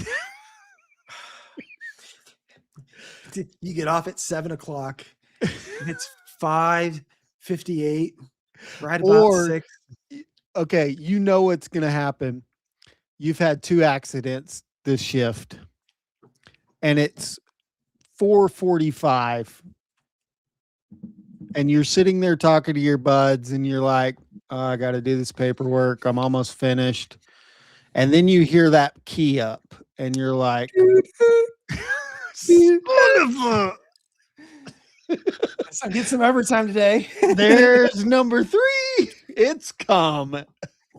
Because it's not even the calls come out yet, and you're like, all right, let me text her. I'm going to be late because accident blocking with injuries, motor vehicle accident blocking, stay off of. So it comes in 3s, and it really does work like this magic. If you go to 2 domestics that day, you will go to 3. If you have 2 intoxications, you will have 3. Yeah. If you get 2 DUIs, you're gonna get 3. Yeah, and you might as well not go home, because if you don't, I've caught some stuff going into work. Yeah, I followed a DUI into work, and I called him to the gate. Like, I was following him. I'm like, this is going to be a DUI. Like, I'm on my, like, because you're not allowed to talk on your phone. So I'm obviously doing this on my phone so they can see me. Like I'm doing something that you shouldn't be doing, so I can make an interaction so we can tell the one in front of us kill somebody. So I'm talking to dispatch as I'm coming up, trying to get them to tell them to stop. And they walk back anyway. And the guy that's walking back, he tells me, he puts a cone behind the car because that's like that signal, like, yeah, he fucked up. They're gonna be here for a while. we're opening another lane. So he put it back there, and as he's walking up the car, he goes, yeah, this one's probably drunk. And I'm like, I know. I'm on the phone with Jerry, but for whatever reason, he can't go. There's a drunk car standing in front of you. Yeah, I told him. For whatever reason, he couldn't do that, but they caught him. And then as I made the joke, I said, I watched for a long time from behind this car. Like I had been talking to Honolulu police before I had called our dispatch because it was a Mini Cooper. And I don't know how it went that far, but it had already ping-ponged off the center divider wall like 5 or 6 times. Like it was obviously hammered. And I told him, like, I don't like to get an easy case, but starting out the shift for the DUI, it's not a bad way to start the shift out. It's good motivation. So I told him, come, like, I'm on the phone with the dispatcher. I'm like, hey, Jerry, I've been following this car for a while. If you guys want to make the stop, I'll do the paper on it. I even was trying, like, because that's the other thing I don't like, because no one likes to be handed extra work. Yep. I don't want to do it. I hated the time. Like every now and then it happens. It's just the nature of the job. Some people let it happen more than it should, but it happens every now and then. And everybody knows which one you're talking about. Like, yep. So, and especially if you're a shit magnet, like I was. So I was on the phone. I'm like, Jerry, let them know. Cause I wanted to know, even if they didn't, like they screwed it up and I wasn't going to I wanted to get a drunk driver off the road. Like that, there was something wrong with them. Right. That's what it's not about. Only that, they already had hit and fled the scene of at least 6 or 7 accident times because they bounced off the median. So there's something going on. So I told them, I'm like, I'll do the paper. And they're like, oh yeah, they pulled it. They wanted the number. I was like, all right, fine. But yeah, we generally don't like the end goal isn't to take someone to jail. The end goal is to not have someone bounce off the median the 9th time, or instead of the meeting, it's a pedestrian. Because I'm going to guess that because when it gets warmer, once it started to get warmer, when I worked for Ohio State in security, we would have vehicle versus pedestrians more often. We still had them all year long, but we had them more often in the warmer months, and they started to get more frequently right as those first couple of warm days. But Hawaii was warm all the time. So we had a problem out there of people getting run over in crosswalks all the time. So when we would have pedestrians jaywalk, I used to talk to them all the time. I'd be like, guys, if you're doing what you're supposed to be doing, you still get run over. Yeah. Here's your sign. I'll try to make this one last story. There was this day from hell. We had all kinds of stuff, including a guy dying, having a heart attack at the McDonald's drive-thru, drove through the building. Like it was a rough day. Yeah. So after all that, I'm on my way back to the station. I'm driving in my car. I get these 4 guys and they start to walk out in front of me. I hit the blue lights and they still keep walking. So I get on the PDA system. I say, hey, use the crosswalk. Turn the blue lights off, keep going. They kind of look at me and I drive past. And unless it's raining, I don't know. It was just something taught to me that if you can, always drive with your windows down, because you're not there to ride around the air conditioning. You're there to listen and be law enforcement. So the only way you can hear what's going on outside the car is windows are down. Windows down. So it's warm all the time. I always had the windows down. So I got to hear one of them call me a fucking asshole. So I found out what ABS felt like in the Impala, threw some bitch in reverse, back up on the curb, got out with them, and they sent back up after I told them not to send back up. And when backup pulled up, I told them to leave because I didn't want witnesses, because it was the day from hell. And I just had 4 guys walk in front of me and then call me a fucking asshole after I just stopped them from becoming a speed bump. So I was talking to them, and they all of them said they didn't do it. So I was going to write for jaywalking. So I get other information. I start running them. And then while I'm running them, the one guy comes up. He goes, I said it. I'm like, he goes, I guess I said it. I go, either you pee down your leg or you didn't pee down your leg. Did you say it or did you not? Because yeah, I said, all right, I appreciate that. Go back. So after I got everyone in the journal that I stopped, because now I've got the 4 people stopped, I go back and for people that don't understand where I work or wonder where I worked at, I was a civilian federal police officer that worked on a Marine Corps base. So it's like being a cop for the base. That's a whole weird way of how it worked, but we interacted with Marine sailors, everybody, because it's also why we had everybody out there. But they have this, the Marines have a thing called a minor offense report, and the Marines have a thing in the military, uniform criminal justice for provoking speeches and gestures. So you can't call someone a fucking asshole. So I wrote him a minor offense report, and that's the only thing I did. I wrote 1 minor offense report. I didn't write it for jaywalking, and I didn't write anybody else for anything. I just that. It was literally short of like, hey, don't do that incredibly stupid thing you just did ever again. This was I'm going to document this as low as possible. This is literally nothing. It's going to go to the unit commander, but it's going to go to your unit's commander.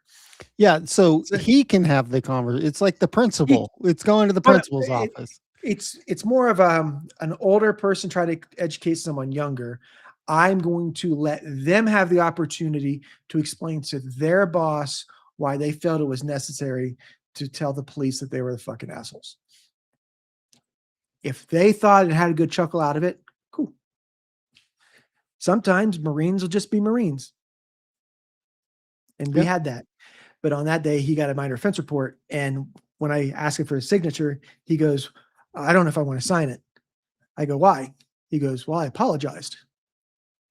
And I go, if I take my gun out of my holster right now and I shoot you in the foot, but right afterwards, I look you right in the face and go, hey, sorry, bro. Does that negate the hole in your foot? He goes, no. Did you call me a fucking asshole or not? He goes, I go, if we could stay in here, the longer that we stay in here, the longer that my day is, and the longer that I'm going to have to justify because my shift is over 45 minutes ago. So the longer that I stay in here, I'm going to have more paperwork to explain to my lieutenant why I'm getting overtime. And he's like, okay. That was the end of it. And I went home. I literally cleared that and I turned my radio off because I tried to clear McDonald's and come back. It was one God. You know, and those are the days that you're not prepared for. Like you have one mentality when you start the day out, and it's just like a domino effect. And you just nothing you do, you can, you know, but you keep going and you keep doing, and like, and we went and I went from someone dying to that. Yeah. That was the series of events. In a matter of 30 seconds, I was clearing while they were putting this guy back in putting an aim that's to drive to the corner or whatever. And our traffic guys were there taking care of that. I was leaving that and pulled out and had these dummies jaywalk. I'm like, that's the dichotomy of this job. Yeah. And it, like, I don't know. And if you think, so why, if you go, well, seatbelts and all this, it's victimless and it's only going to hurt yourself. Okay, that's cool. Yeah, when you're dead, somebody has to clean up your body. Yeah, and then So- it's a whole thing to tell somebody what it's like to pick that body up. But seeing until it, you have to interacting with pick it. that body up, it's a whole nother thing.